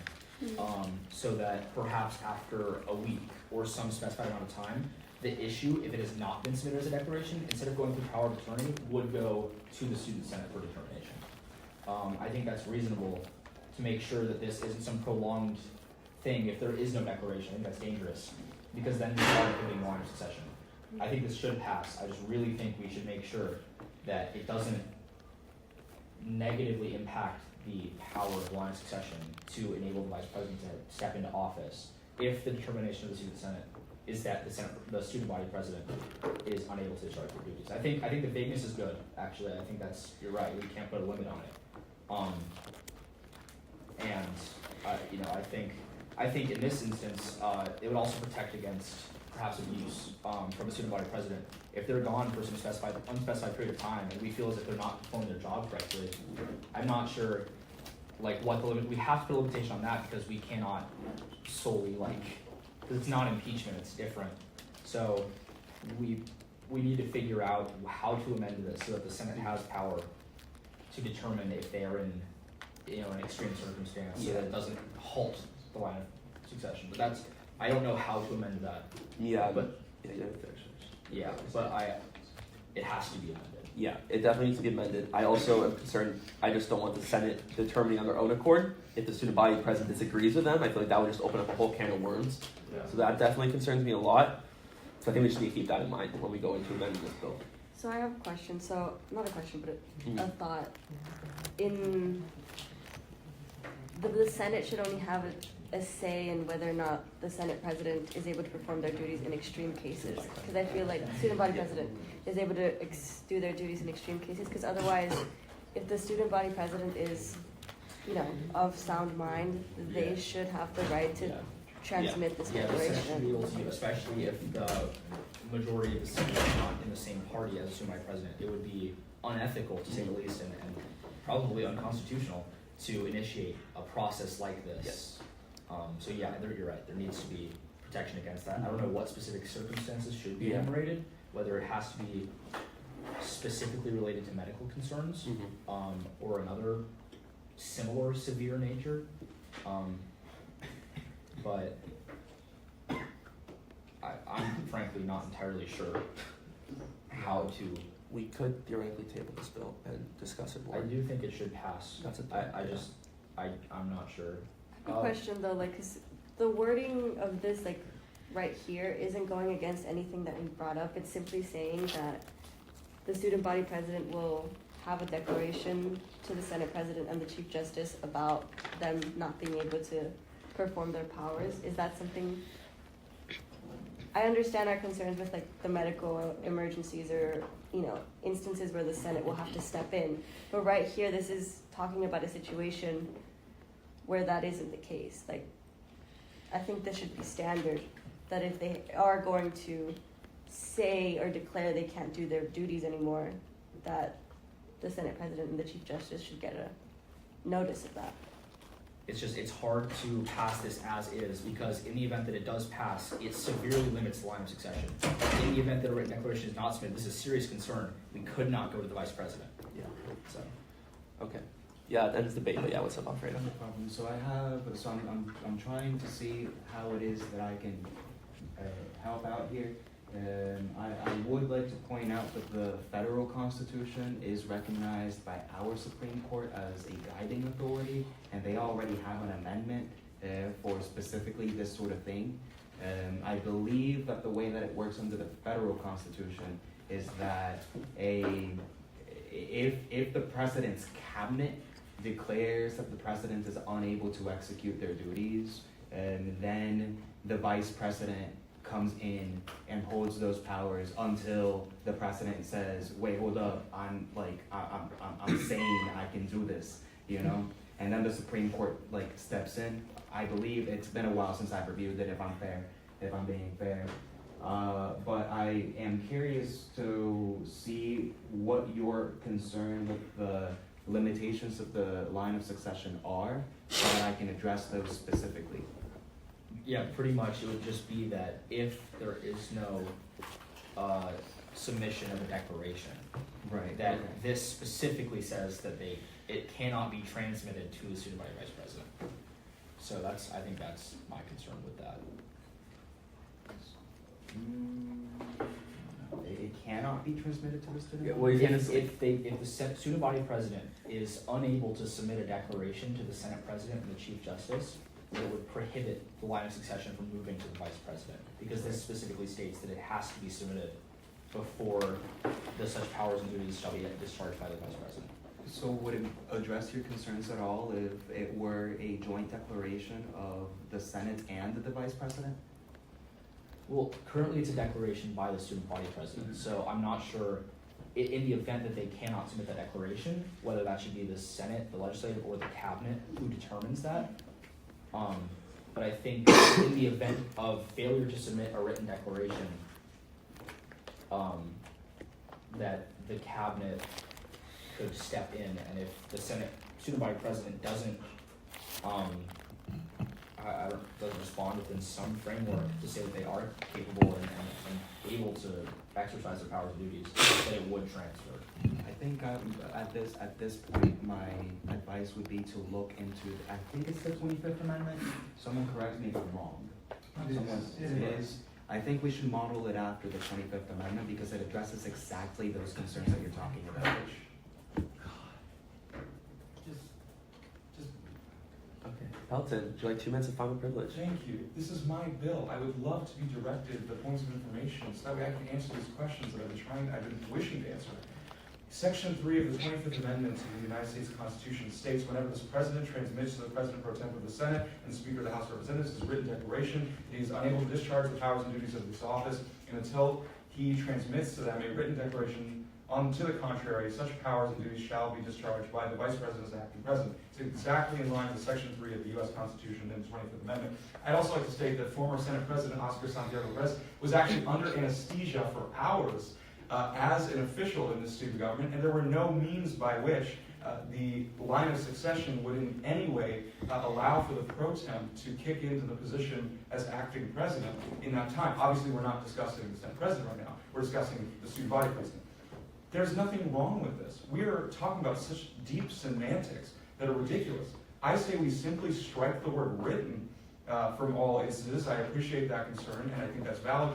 Get rid of the word written. Otherwise, this is in line with the U.S. Constitution. I don't think that any Supreme Court of the University of Florida student government is going to fall out of line with the understandings of the U.S. Constitution on this matter. If there are concerns in the future, unprecedented concerns in the future, we can come back to this and make another code revision to fix it. But having the Senate involved in this is just a recipe for disaster.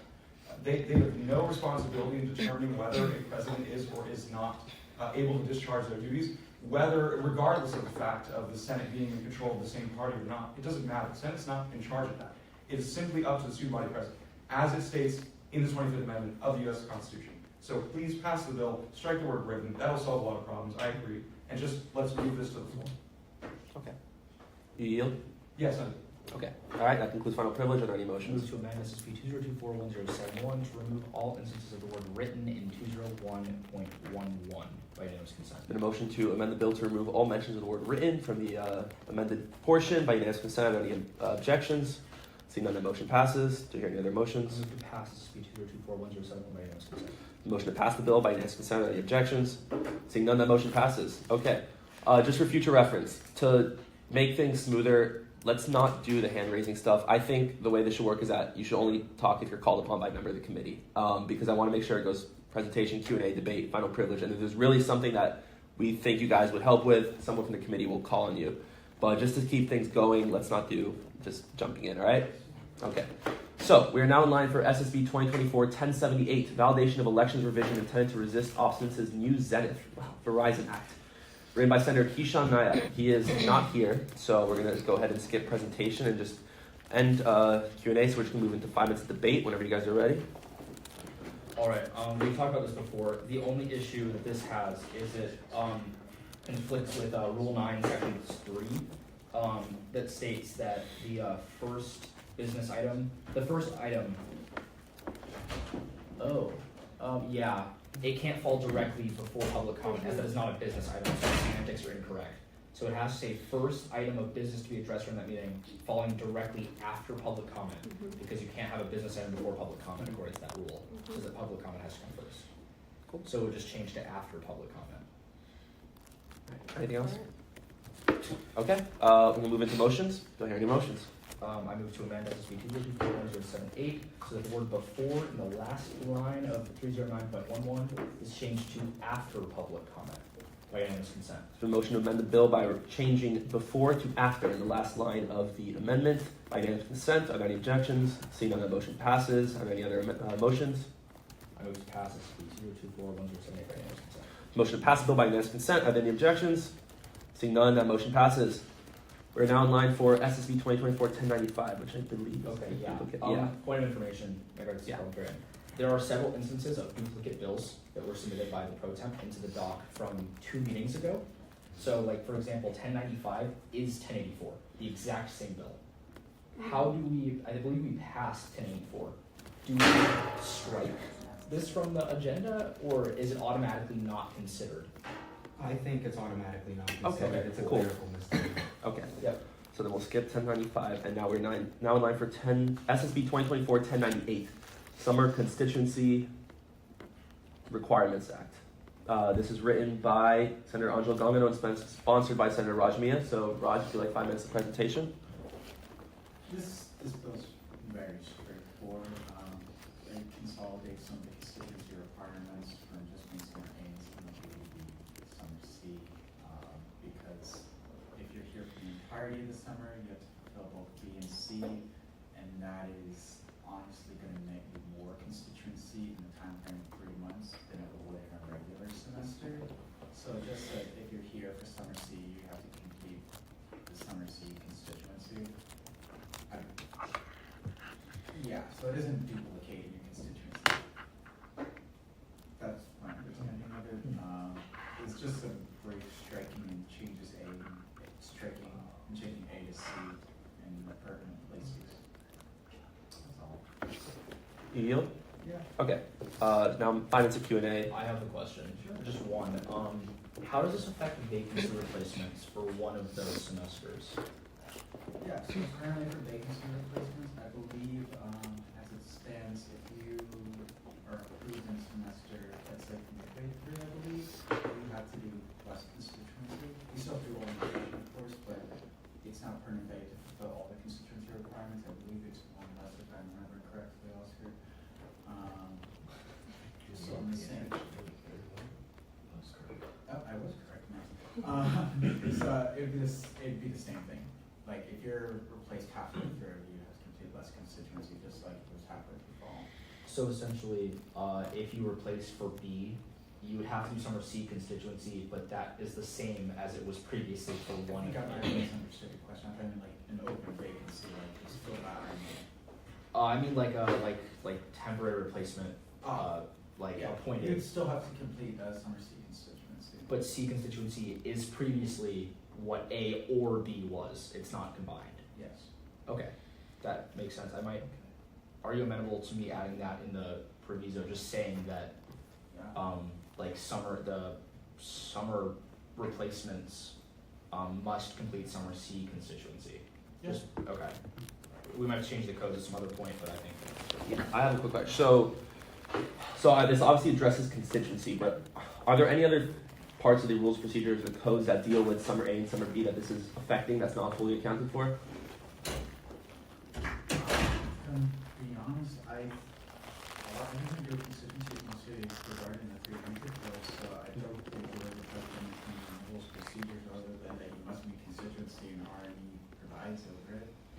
I don't think Are there any other mentions of summer A and B throughout the codes, or is this the sole? I'll check too, but I mean, like if you have any idea, because I'm just worried that this might, if we merge summer A and summer B here, and it's not merged in some other section, that this would throw things off, and that's my concern. the only other mentions that it might be in specifically the codes is like for executive nominations, but in terms of constituency is only managed in the legislative chapter, the 300 codes.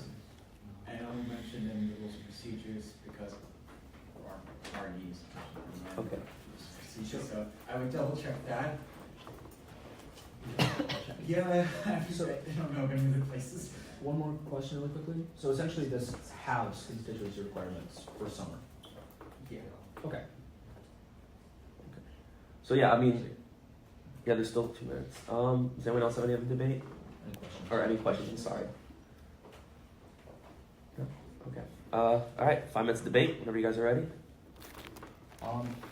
I think this can pass, provided we add a proviso that basically says that summer replacements can, even if they're here for one of the two halves of summer, that they have to complete constituency C, because it is the same requirement that constituency A or B, so we know it's reasonable. Yeah. And if there are any other issues, I'm not aware of any in the codes where this would be a problem. We can fix that later. I think this is reasonable. I think having more time in constituency over the summer allows for students to have internships that may let up halfway through, or I think it's overall a good idea, especially in combination with some other legislation relating to service hours. I think this is totally reasonable, provided it doesn't seriously conflict with something I'm not aware of. Why would it conflict though with like if the combining of summer A and summer B, was it? Yeah. B. This is just like referring just to constituency though. I don't think it would affect anything else if. Yeah, that's my assumption. Yeah. Yeah. Okay. Yeah, like I could be wrong, but I'm pretty sure that's correct. All right. That's what it seems like. It seems like this is only Yeah. for constituency, which is Okay. okay. Is there any other debate? Okay. Do we hear any motions? In Final privilege. I'm so sorry. 2 minutes of final privilege, Raj. Yeah, just make it. Cool. Okay. Any motions?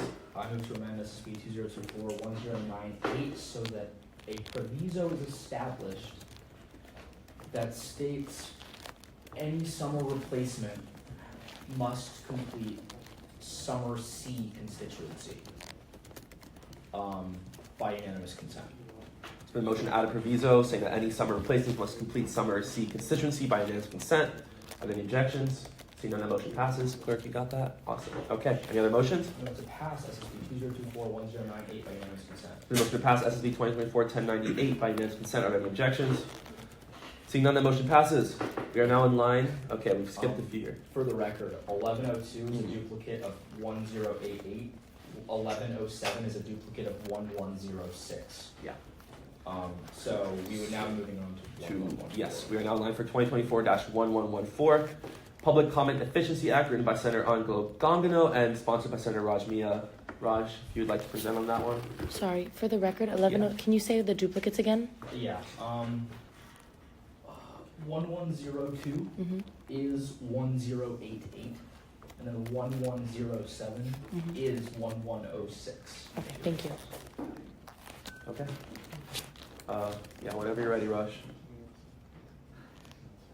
Wait.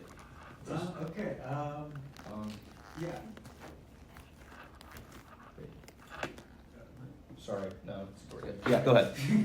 This bill is a public comment efficiency act. It's fairly straightforward. It strikes section F, reserving public comment time. that's all it does, and it fixes and it corrects the ordering sections. Yeah. It'd be nice to bring it by now to the sponsor. Yeah, that's all I'm gonna say on the bill. I'm gonna get fair to meet and commentary from here. Okay. All right, that concludes presentation. We're now in line for 5 minutes of Q&A. Whenever you guys are ready. None? Okay. Debate. I think this is a good idea. Although I am concerned, there is one thing that we passed, I believe 2 weeks ago, that stated if you were not, that passed through Judiciary Committee, if I'm not mistaken, that says if you missed your public comment, that you have the right to reserve. So wait, point of information, this is striking the ability to reserve. Yes. So Correct. yes, but I'm just, Is this Q&A or is this debate? this is debate, sorry. Yeah. Yeah, I'm just wondering how that affects what we passed previously, if that would now no longer be the case. Yeah, I I'm guess pretty it's- sure that would be in contradiction. Yeah, so, I think this shouldn't pass, honestly. wait, this, This is striking the ability to Oh, I reserve. guess whatever is most What? recent would take precedence. wait, this is striking the ability to reserve? Yeah. Oh, I read that incorrectly. Sorry, my apologies. No, you're good. You have anything to say? I have a question, like, why was that even made in the first place? Yeah, The I- reserva- no, the reservation. Like, what was the purpose initially of making the reservation? Yeah, what's that? Why are you confused about? Oh, never mind, I just read the bill wrong. Sorry. I read the bill wrong. Sorry. I thought it yeah. Okay. Any other debate? Point of information. Yeah, what's Can I up? address this to the chamber? Can I ask why this was? Like, I'm gonna be real. sorry. I don't know the purpose of this bill. Listen, every senator has a right to submit their legislation. Our caucus takes pride in, everyone can do whatever they want. That also means that some members of our caucus might write bills that other members don't, if we don't like it. Yeah. So, Sorry. I apologize. According to person privilege, may I address the chamber? I apologize. I read this very incorrectly. I thought that this had to do with codifying. What? No. It just simply strikes anyone's ability to. Yeah. reserve. Sorry. I don't know what I got from that, but I apologize. Yeah. I'd like to strike my support that I indicated previously. That is not indicative of my opinion of this bill. I apologize. Yeah, and that's why I brought up the other. Yeah, 'cause I think okay. I'm sorry. So, any other debate? No. No. Okay. Do I hear any? Or I'm sorry. 2 minutes final privilege. Me personally, I would love it if you removed my name from the sponsors line. I also add that, I think there is conflicting legislation pending. I'm not gonna incentivize you to go either way on it, but just take that into account for this bill. I'm not gonna offer this bill. Okay. Just run and fail it, pass it, and I yield. Okay. That concludes final privilege. Do I hear any motions?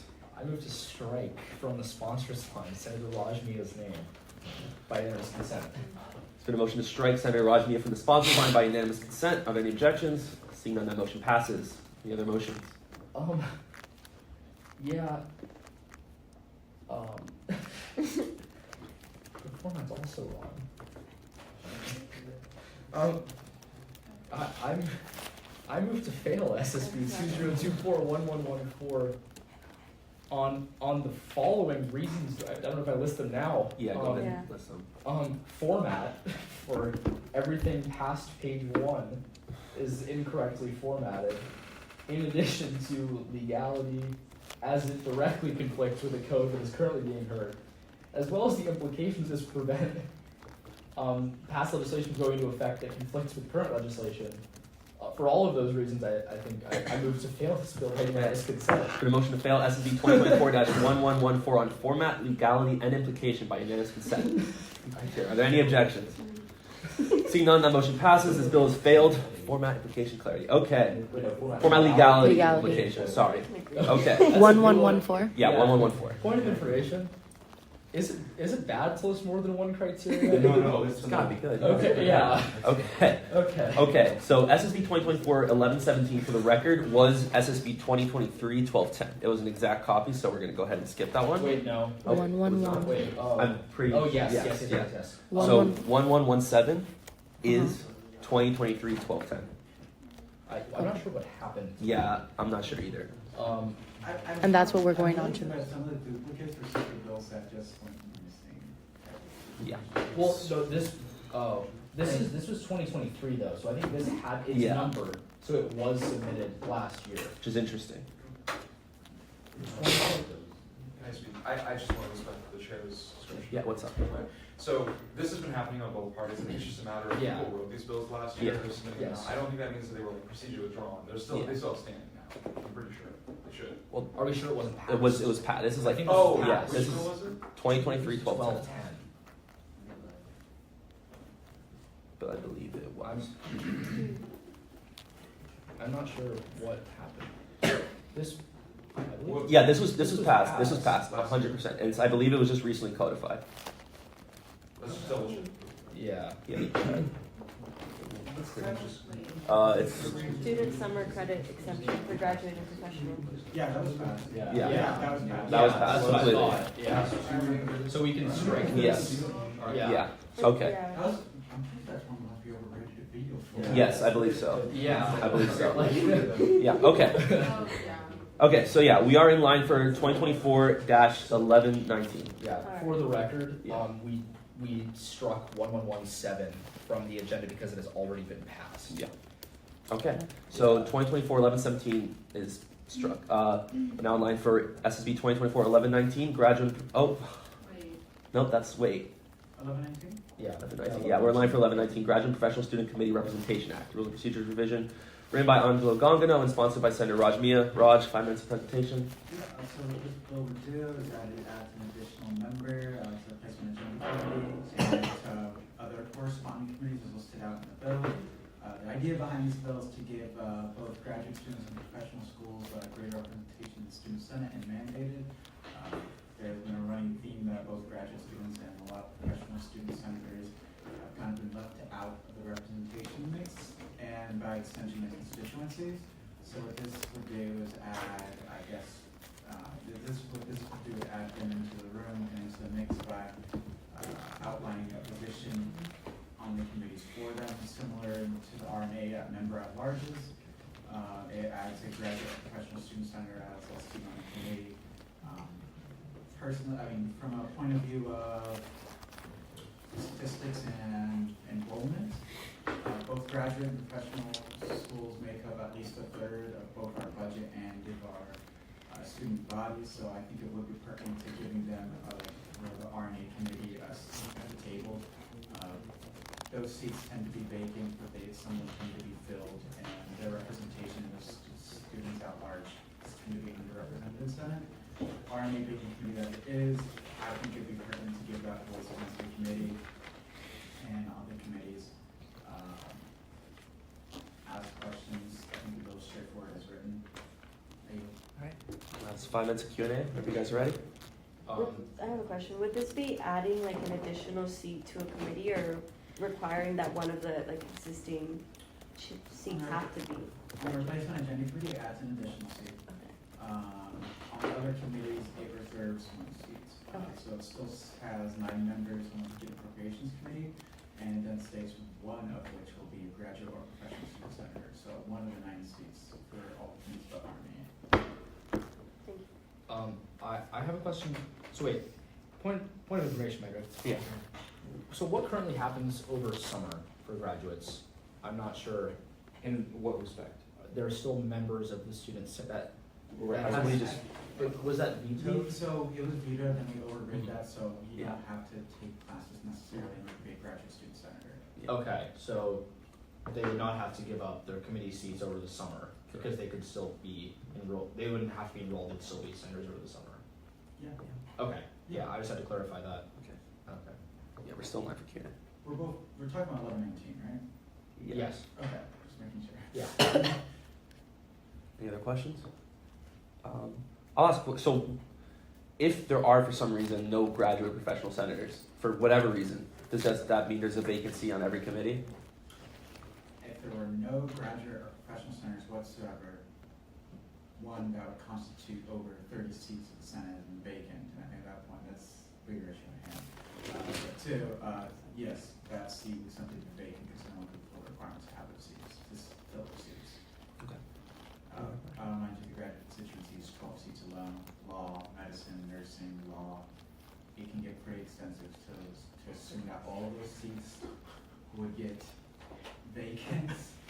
That'd be an unimaginable feat, but is an outcome that could happen in theory, yes. Any other questions? Okay. 5 minutes debate. I think we should pass. Any other debate? Yeah. Just reading through.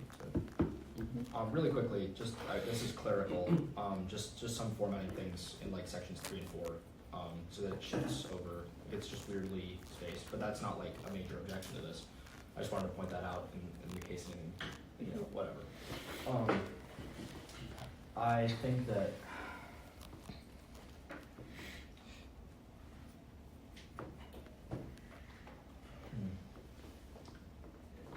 I do think they should have more representation. I'm not sure if it's better to have an extra seat or to take up a seat. It's also, like,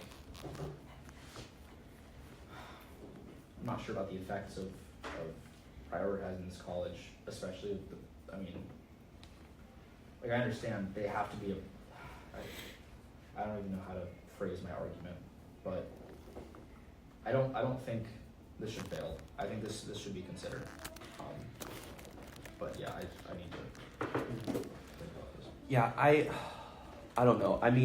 I do also, I kind of echo those concerns. Like, I get that grads have a lot of representation, but why prioritize them? Why not put a seat for sophomores or a seat for freshmen or a seat for class? That's my only concern, but yeah. I think it's a different situation there. Like graduate students have lack in representation when the majority of the student senate right now is undergraduate. They already have set seats that then need to be on these committees so they can actually voice and do things in Senate and in committees. I don't see the issue with making sure that they get a chance to express their opinion, especially since it's unique, since they go through unique things as opposed to a sophomore or a freshman, which comparatively they might have similar experiences if they're both undergraduates. I think my only concern, I agree that they are obviously a bigger population, but they can join these committees. It's not prohibitive, especially considering the recent legislation that was passed saying that they do not have to give up their seat over summer because they're not enrolled in classes. So with that being passed, they're allowed to run for committee seats. Like, that is an ability they have. I think mandating it is a bad idea. Because they're if they're qualified applicants for the committee, they'll get the seat.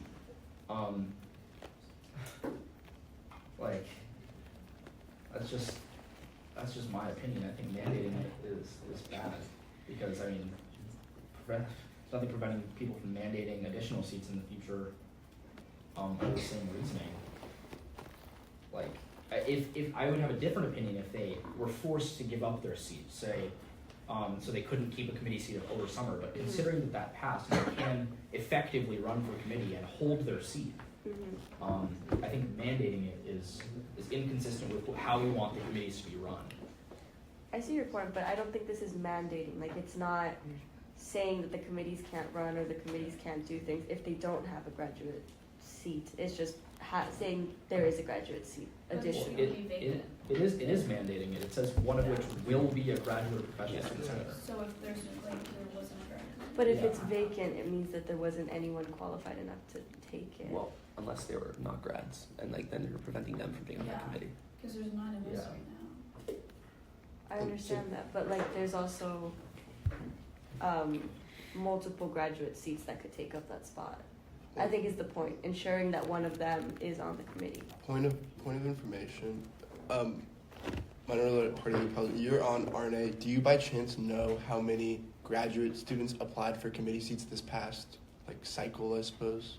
Yeah, I would say a pretty substantial amount, but I'd also say that for the replacement agenda committee in specifics, no member is a graduate student that I'm aware of. And just the nature of RNA, the way that RNA is elected directly by the student senate, makes it really difficult for graduates to have representation on RNA, specifically since I can only speak to the committee that I serve on. I will say there are currently, as of the last time I checked, about 4 graduate senators, or maybe 5 now, I think, as of last week, out of 12 seats. Many professional school seats are vacant. Clearly, we have an issue with graduate representation, so that's something to consider here, but hopefully that answered your question. Thank you. Yeah, again, I think the stride to make it so that they can be enrolled and not enrolled in the center is a good stride to have so that they continue to be more represented. And I think it will eventually allow for them to join these committees at larger quantities than currently.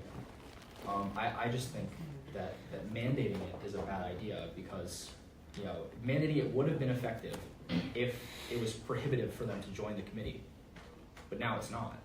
So mandating it would just mean that, say there's low membership from the graduate population, the committee would just be cut down a number, which I don't think is a good idea. And that's my opinion. There's 10 seconds if anyone has anything else to say. If not, okay. Now in line for motions. Don't hear any motions. Oh my God. Raj, 2 minutes of final privilege. Alright, so I heard a lot of the concerns, especially that I think there was one concern that the committee couldn't operate without having that 1 seat filled. Any committee can operate so long as they meet quorums of 5 for any committee of 9. So, for example, if the seat is vacant, 1 second. Point of May I address the chamber? Yeah. I don't know if you're referring to my statement, but I didn't mean. Okay, just to clarify, I remember hearing that it couldn't operate, just that it would have.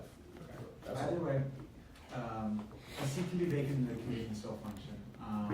To the effect of now that they can hold a Senate seat because we have rules of veto that allow them to. I mean, that is a fair thing to point out that they can hold seats and go through the application process just like anyone else. I will say I don't think there's ever been a graduate or professional school center who has ever sat in RNA and been a voting member to have input on who needs to be on what committee. I think it is reasonable for us to be equitable and give graduate or professional students representation on the committee that decides other committee seats. RNA being inherently political has a 6 members, correct? 6 members, so it is an even number. So if there's any ties, that'd be an awkward position.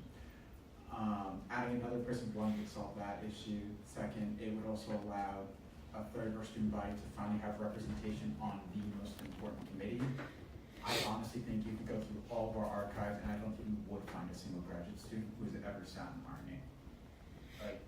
I think that's, I say that with my chest, that's a fact. I don't think there's ever been a graduate student that has been Senate President pro tempore.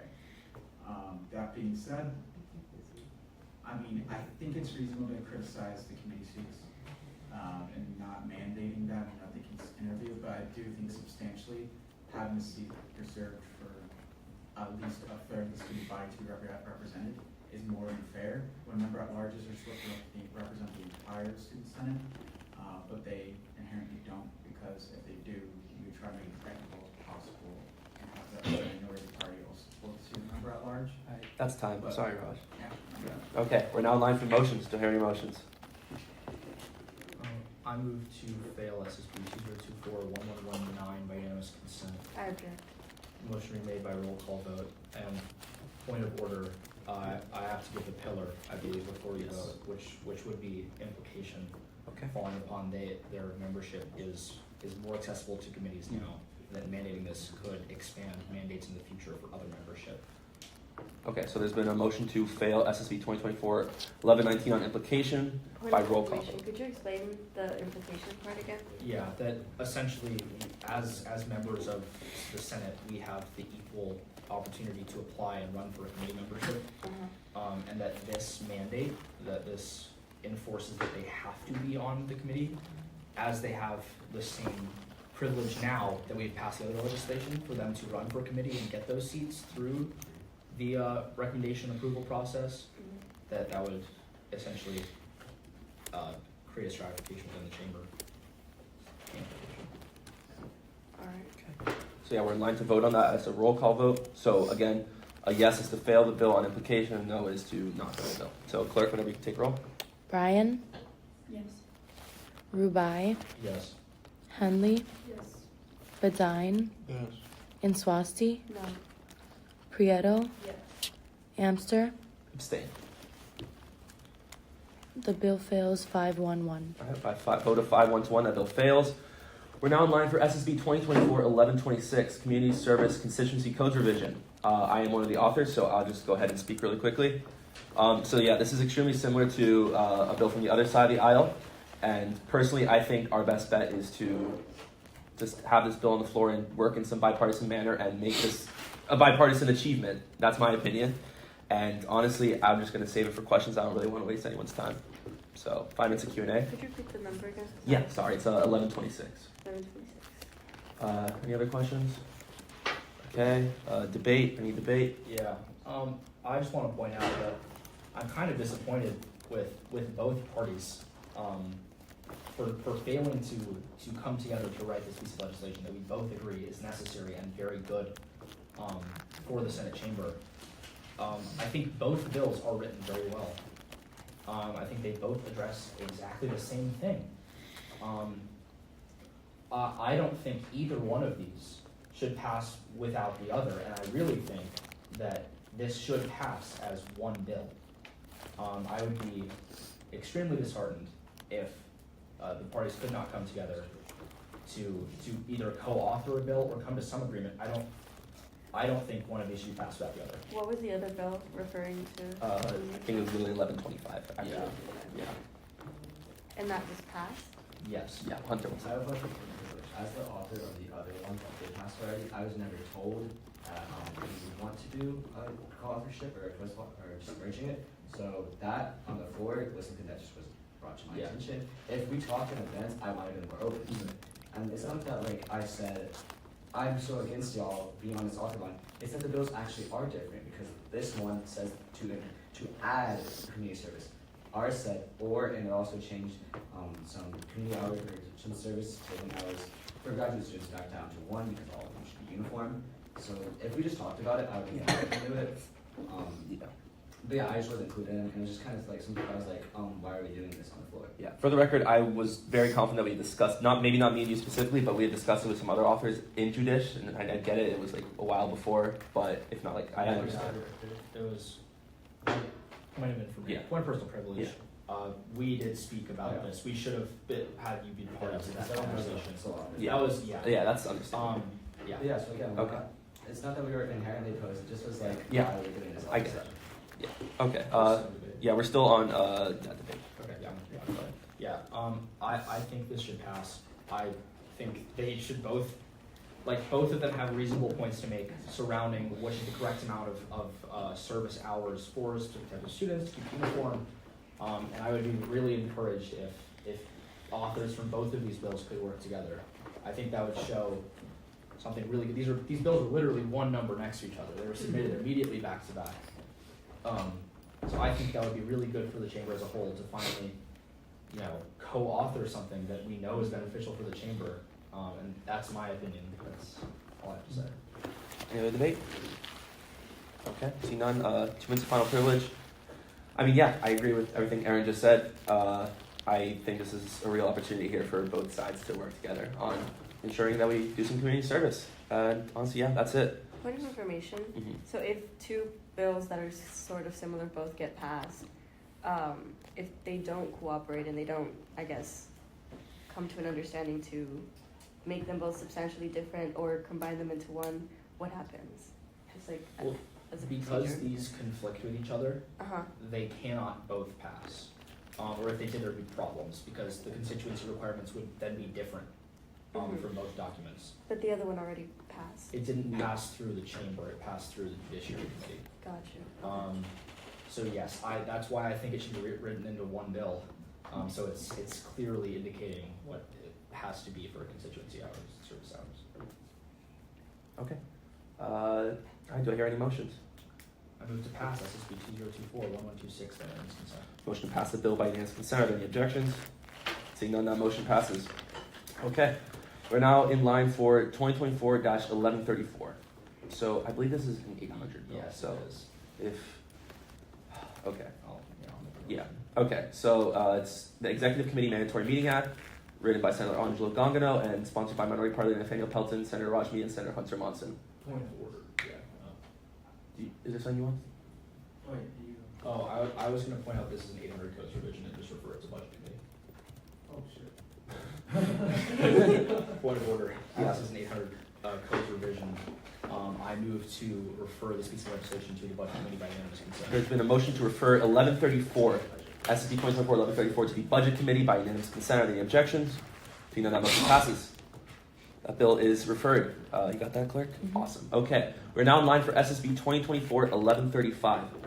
This is the online voting constitutional amendments written by Senator Monoroth Kinsom, sponsored by Michael Lim, Zachary Arch, Kishan Nayak, and Vivienne Serret. Michael Lim, since you're here, would you like to present for 5 minutes whenever you're ready? So, I have been working on this project for the past 9 months. I have not wanted to introduce any legislation pertaining to online voting for a long time because my thought process has always been informed by the case law surrounding online voting at this university. For those who are unaware, there have been several cases within our Supreme Court over the past 2 decades referring to online voting.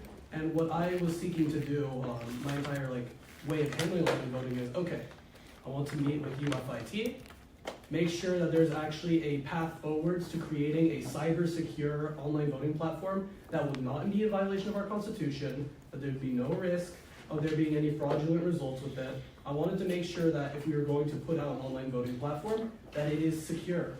I've been meeting with Supervisor of Elections Ethan Halley and UFIT consistently over the past few months, and in our most recent meeting, which took place in mid-January, UFIT was finally able to give us that hard commitment that yes, if student government were to put it into their constitution, that they wanted to have online voting as an accessible option to students, we'll code it, we'll foot the bill for it, we got you guys, it'll be cyber secure, it's going to use the same security measures that are already in place with the one.uf.edu website, which for those who may be unaware, your address and a lot of your payment information, if you have things like Red Futures, are on that website.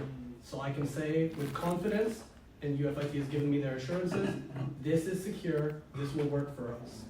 As to the language of the bill itself, I have sent to the to Chairperson Amster an amendment that needs to be made because some constitutionality concerns were raised by the parliamentarian. He got his hands on a copy of this bill and immediately called me and started lecturing me over the phone about certain constitutionality issues, which I will now refer to Parliamentarian Ortiz so he can speak on that. Is that okay? Yes. Thank you. Well, as you know, the Supreme Court has already said that even the mere proposal of an online voting amendment is suspect and should not be passed. That's presented issues for this committee before. But what makes this different is that absentee ballots already waive the right to privacy, which is what is at risk by online voting.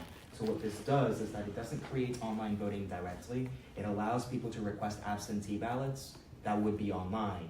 And through that, you would have online voting. Because absentee ballots already waive the privacy rights of the person requesting the ballot. So the fact that online voting is, presents privacy risks, well then that would no longer be a concern because you would be waiving that right to privacy in the same way that you already waive your right to privacy for absentee ballots. It also creates a situation where not everyone would just be able to go online and sign up to get an absentee ballot the day of. You would have to do it with proper notice, give everyone proper time to prepare so that you would create the proper portals for it and avoid the risks that Mr. Lim has been speaking to UFIT and the Supervisor of Elections about. But I believe that through this process of essentially having online voting be an absentee ballot, that you avoid all of the constitutional concerns that have been raised against online voting for the last 15 years. That's all. All right. We're now in line for 5 minutes of Q&A. Whenever you guys are ready. Really point of information. Yeah. Could you share the amendments with everyone? Yes, I'm And gonna when do were those submitted? So it was sent to my personal email about like, I want to say like maybe 3 hours 3 hours ago. ago. Yeah, so obviously I didn't really have a chance to like formally upload it to a docket, but I will read it out very slowly. So real-time online voting, and then be amended, in the form of an absentee ballot that must be requested in accordance with the deadline set by the SOE. And then it's that same thing, request in accordance with the deadline set by the supervisor of elections. It's the same sentence put into both sections in the same spot. So, yeah, I should have found a way to share this with everyone, but yeah, we're still in Q&A. If anyone has any questions. Has any member of the judicial branch been consulted about this change to making an absentee ballot? So the current justices have not been consulted about the absentee ballot thing, but this is all based on case law, this is all based on precedents, and they have said, previous courts have said that an absentee ballot would be appropriate, which is why I submitted that amendment to Chairman Amster, because that is the only way under the current case law for this to be constitutional. In the bill's original form as it was submitted to the Judiciary Committee, it would have to be failed on constitutionality due to the privacy concerns and due to the fact that these students would be facing that.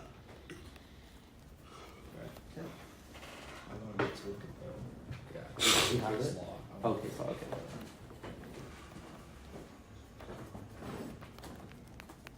Just let the time keep going. Yeah, that was good.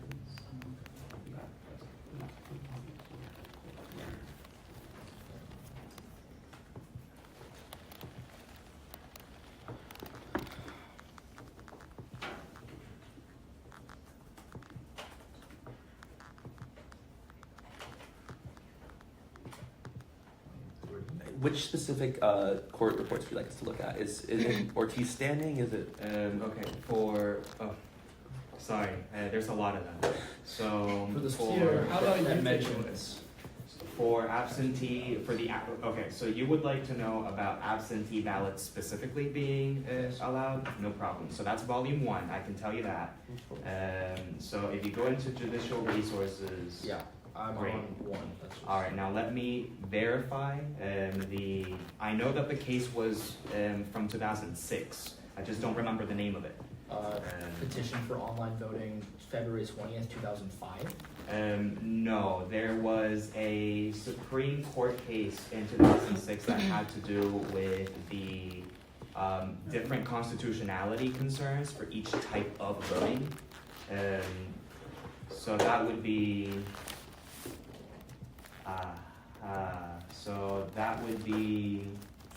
the case. I have it here, I just can't find the title, but it is in page 17.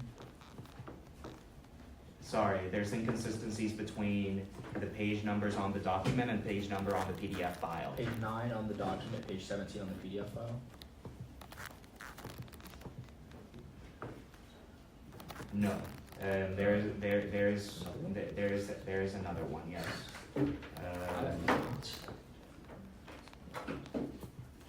Yeah. Okay, I'm gonna resume Q&A. Are you seeing this? Just tell them which PDF page number to go to. Yeah. Okay. In that case, that would be.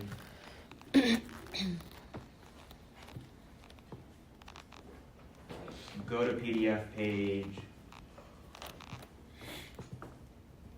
22.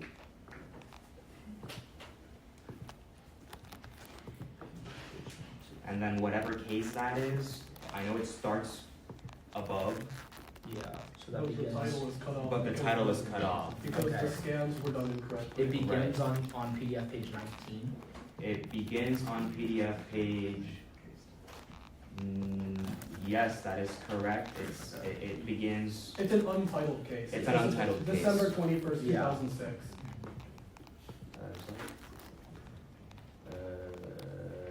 There is a concurring case, but that's not it.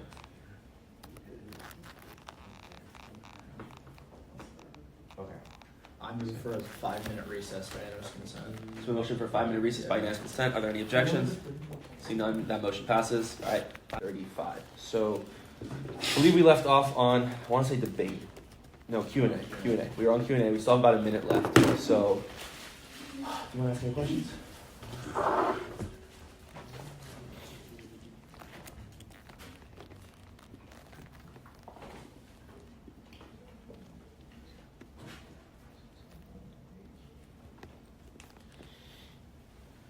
Wait.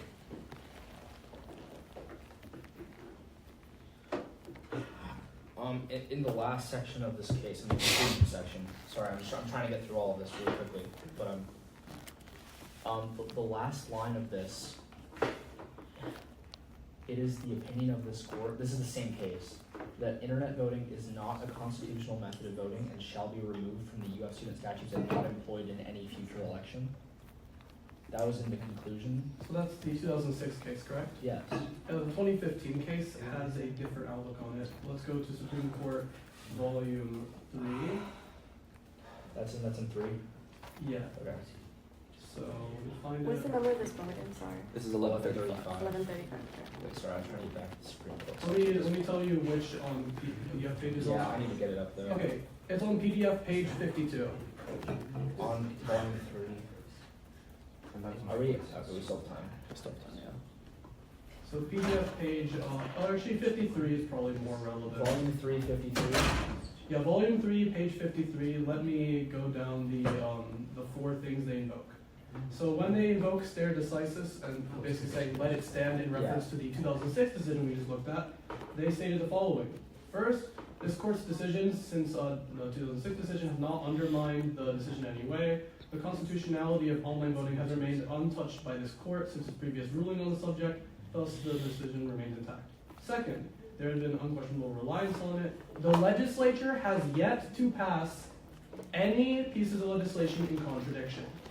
And that is the key here, because from the year 2006 to 2015, the legislature never made any conscious effort to pass any legislation pertaining to bringing online voting to this campus. What that means is they were able to say that, hey, no one even tried to change it. The legislature never made any decisions about online voting. So why the hell would you try to get us to overturn? That's time. I'm sorry. So we're now. Sorry. No, you're good. 5 minutes of debate whenever you guys are ready. So the idea is to sort of set up the system to offer online voting in addition to absentee voting. It Just would wanna be in the make sure. form of an absentee ballot. In That the would be form of an request it absentee- ahead of time at the same period as an absentee ballot, but you receive Okay. a secure internet voting. Okay. I'm not necessarily opposed. I'm just not sure I understand the case law right now, and Yeah, go ahead. So if the case law is a issue here, and everybody, I can understand that the Yeah. sentiment seems to be that everybody needs more time to digest it. So what I propose is that you guys postpone definitely to next judiciary meeting. we're just gonna take it. Yeah, we'll probably could just table it here. Table Yeah. is better than postponing. Okay. So, still online for debate, if anyone has any more debate. No, I don't think anyone on this committee, including myself, is educated enough on 2006 Supreme Court Might case I law. add, like, just to make sure Yeah. I have it, what the Yeah. case law is that we need to understand? Okay, yeah, so December 21st, 2006 case law pertaining to the privacy that you give up for an absentee ballot, and then the 2020. That's Court Reporter 1. That's Court Reporter 1, and then Volume 3, Volume page 3, 52. September 11. Yeah, September 11, 2020. Ortiz standing, it basically goes over why the conclusions of that case, the 5 criteria on which it is being overturned, but then goes into more detail surrounding, like this doesn't go to absentee ballots, that's purely the 2006 case. Right. This is just overturning the conclusion in the 2006 case because the 2006 case conclusion conflicts with the intent of this bill, so it would need, yes, that's my understanding of what, but I need to read through these. This is, yeah. Okay. Like this is, yeah, I don't think anyone would disagree that we need more time. I think tabling this is a perfectly valid thing to do. Alright, any other debate? Alright, so none, 2 minutes of final privilege if you have any. Yeah, so if you guys have any availability over the next week, I'd love to, meet up some time outside of judiciary, obviously, to just go more in depth and discuss the case law, because, I've been working on this for quite a while. I've run this bill by countless sets of eyes, and I'm reasonably confident that this is definitely constitutional in its amended iteration. So, I'll just love to see more discussion on the case law, and then I'd be happy to present this bill again next time that Judiciary Committee decides to meet. I think that referring this to the Government Oversight Committee would be inappropriate because at the end of the day, the issue at hand here is constitutionality, which is the sole, essentially, domain of the Judiciary Committee. That's why I did not recommend referring it to the Government Oversight Committee. That's why I'm in favor of seeing this bill tabled so we can discuss further. Okay, thank you. Do you yield? I yield the remainder of my time. Okay, that concludes final privilege. Do I hear any motions? I agree that's a responsibility, so I move to table SSB 2024 1135 specifically to the Judiciary Committee by unanimous consent, in case that was another question. It's been a motion to table the bill by unanimous consent. Are there any objections? Seeing none, that motion passes. Okay, so that bill has been officially tabled. We are now in line for SSB 2024-1136. This is the resolution advocating to mandate student government officials to meet a community service quota each semester. Okay, so this one was written by Senator Leah Henley. If you would like to make any presentation. Yeah, so this went through Judish, I think 2 or 3 weeks ago. It was passed. I withdrew it because I needed to make the proper amendments. Thank you, Oscar, for sending those to me.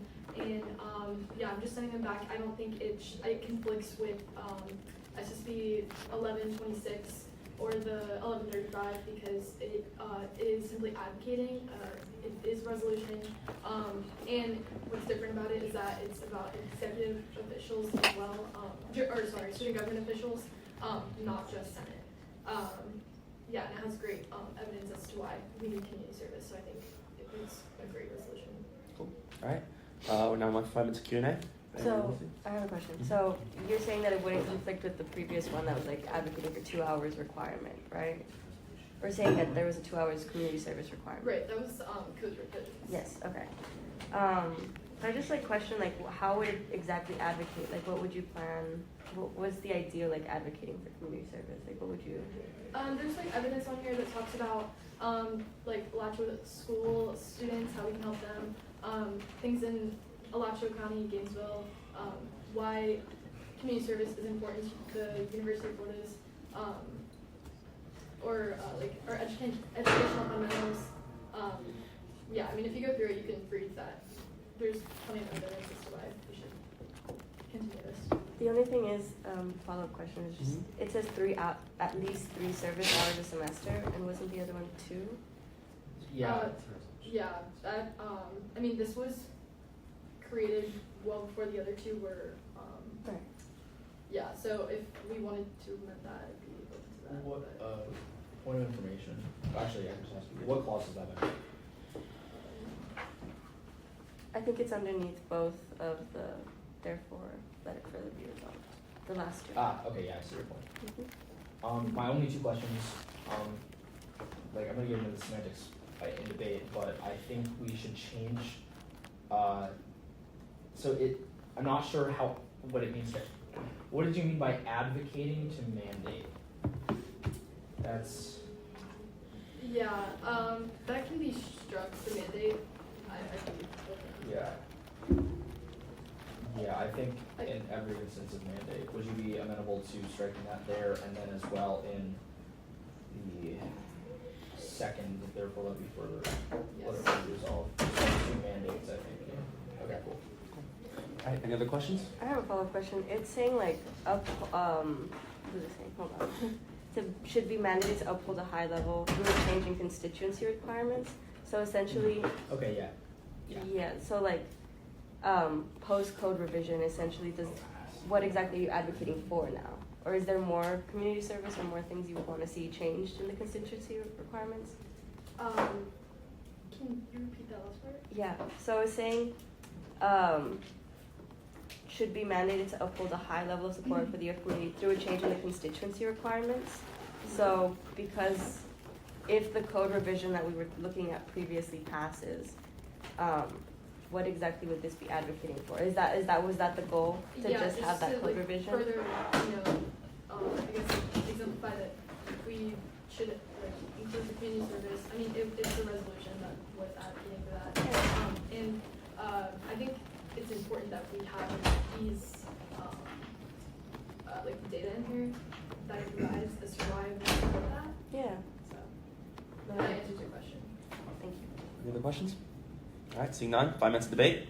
I need to amend my previous statement. The mandate within the second clause is reasonable because it's referencing a specific other legislation. This needs to be changed to 2 service hours instead of 3. Lastly, I do think this is substantially different because it mentions all student government officials. The third, therefore, let it be resolved clause. So basically, if it were just that second part, I would agree it doesn't really do anything, but because it's advocating for all student government officials, not just senators, I think it is substantially different, and I think it should be included. Once we amend it to change to 2 service hours in both of those categories, and get rid of the words to mandate in the title. Alright. One question about that, so all student government officials, that means executive branch and judicial branch as well? Correct. Okay. Any other debate? All right, seeing none, 2 minutes of final privilege. Senator Henry. Yeah, I think it's great that this is created, especially showing evidence on here and what we can do to help as you student government officials. Okay, that concludes final privilege. We'll hear any motions. I move to amend SSB 2041136 to reflect the following things: to strike to mandate from the title, to change in the second and third, therefore let it further be resolved clauses, the word 3 before service hours to 2 service hours, to add the word finally or further in the first and second, therefore let it be resolved clauses so that they all read, therefore let it finally be resolved, so they're all uniform. And lastly, to change the verbiage in the second, therefore let it further be resolved clause so that it reflects that the University of Florida Student Senate recognizes that its membership should be mandated to uphold a high level of support for the community. Can you repeat that last part? Yeah. Therefore, in the second clause of therefore let it further be resolved that the University of Florida Student Senate recognizes that its membership should be mandated instead of recognizing student government officials, because this only references constituency. Constituency is really relevant here. By unanimous consent. It's been motioned to make multiple amendments to the bill by unanimous consent.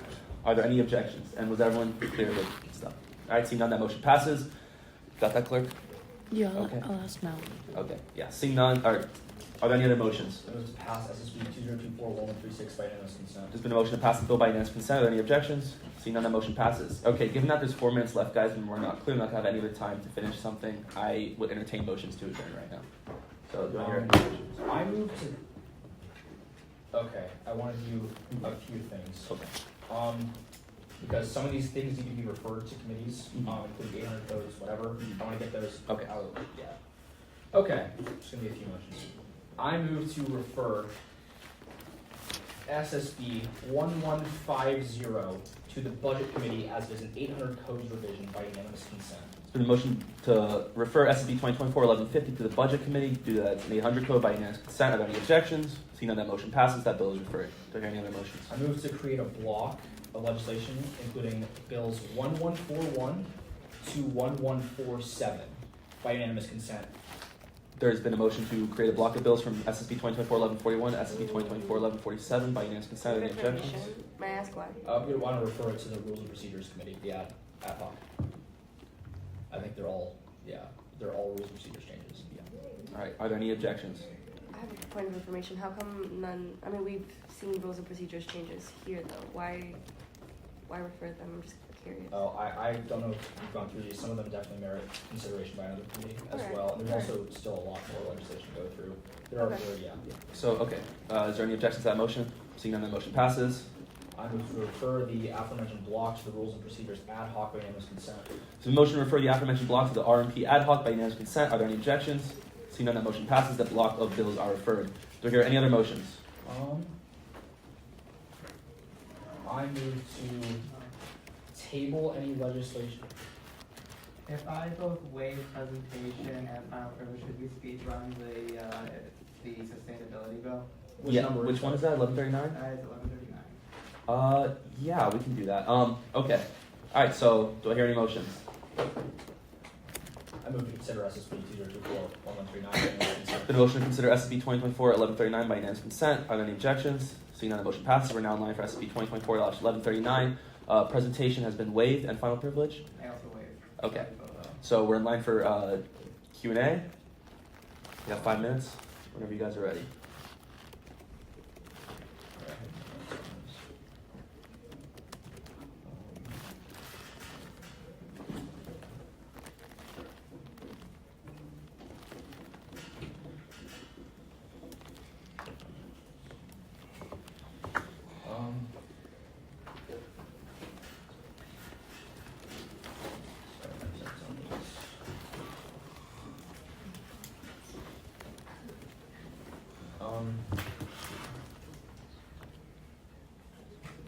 Point of information, we could theoretically go over 3 by a couple minutes if they are not required to. Yeah, they have. Yeah, okay, so I have a minute to read through my notes. Okay. No, you're good.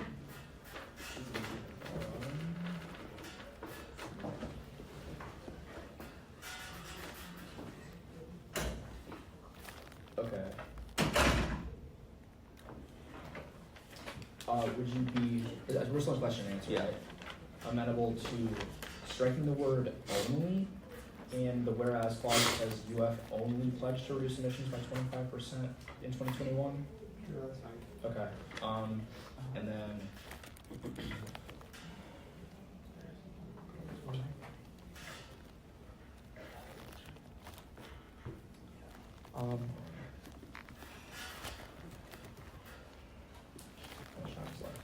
We have, yeah.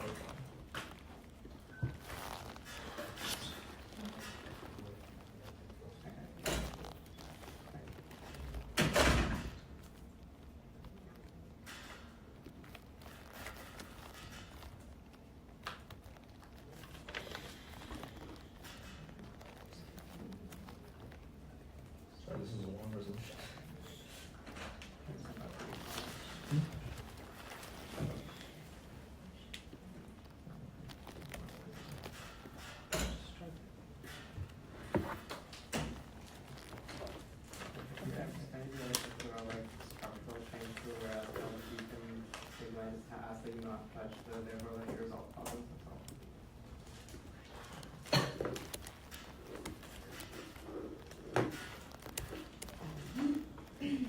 Are there major structural changes that you want to make? My only concern is maybe in terms of referencing specific people, I would be comfortable changing that to just like the university as a whole, if that's something you'd be comfortable with. Okay. University of Florida administration. Yeah, University of Florida administration. Yeah. Okay. Is there any other debate? That was Q&A. I'm sorry. We're now in like 5 minutes of Q&A. Yeah, I'll just speak really quickly. Like I said, I think this is a good resolution. I support this, but we should make it a little more clear in terms of addressing specific people. I would be comfortable addressing UF as a whole. That's Or UF administration. Yeah, UF administration. Okay. Any other debate? All right. Seeing none. Final privilege is waived. We're now in line for motions. Do we hear any motions? I move to amend SSB 2024-1139 so that the word only is struck from the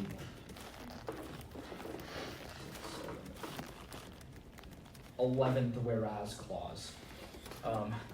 And so that in the second, therefore, let it be resolved clause, the student senate of the University of Florida calls on the University of Florida administration to publicly affirm a commitment to sustainability by unanimous consent. There's been a motion to amend the 11th whereas clause and the second therefore clause by unanimous consent. Are there any objections? Seeing none, the motion passes. Clerk, did you get that correctly? Okay. Do I see any other motions? I move to pass SSB 2024-1139 by unanimous consent. Been a motion to pass the bill by unanimous consent. Are there any objections? Seeing none, that motion passes. SB 2024-1139 is passed. Do I hear any other motions? I move to table any legislation that has not yet been heard and voted on by the Judiciary Committee by unanimous consent. Been a motion to table remaining legislation by unanimous consent. Are there any objections? Seeing none, that motion passes. Do I hear any other motions? I move to adjourn the meeting at 3:03 p.m. There's been a motion to adjourn the meeting by unanimous consent. Are there any objections? Seeing none, I adjourn this meeting at 3:03 p.m. Thank you, guys.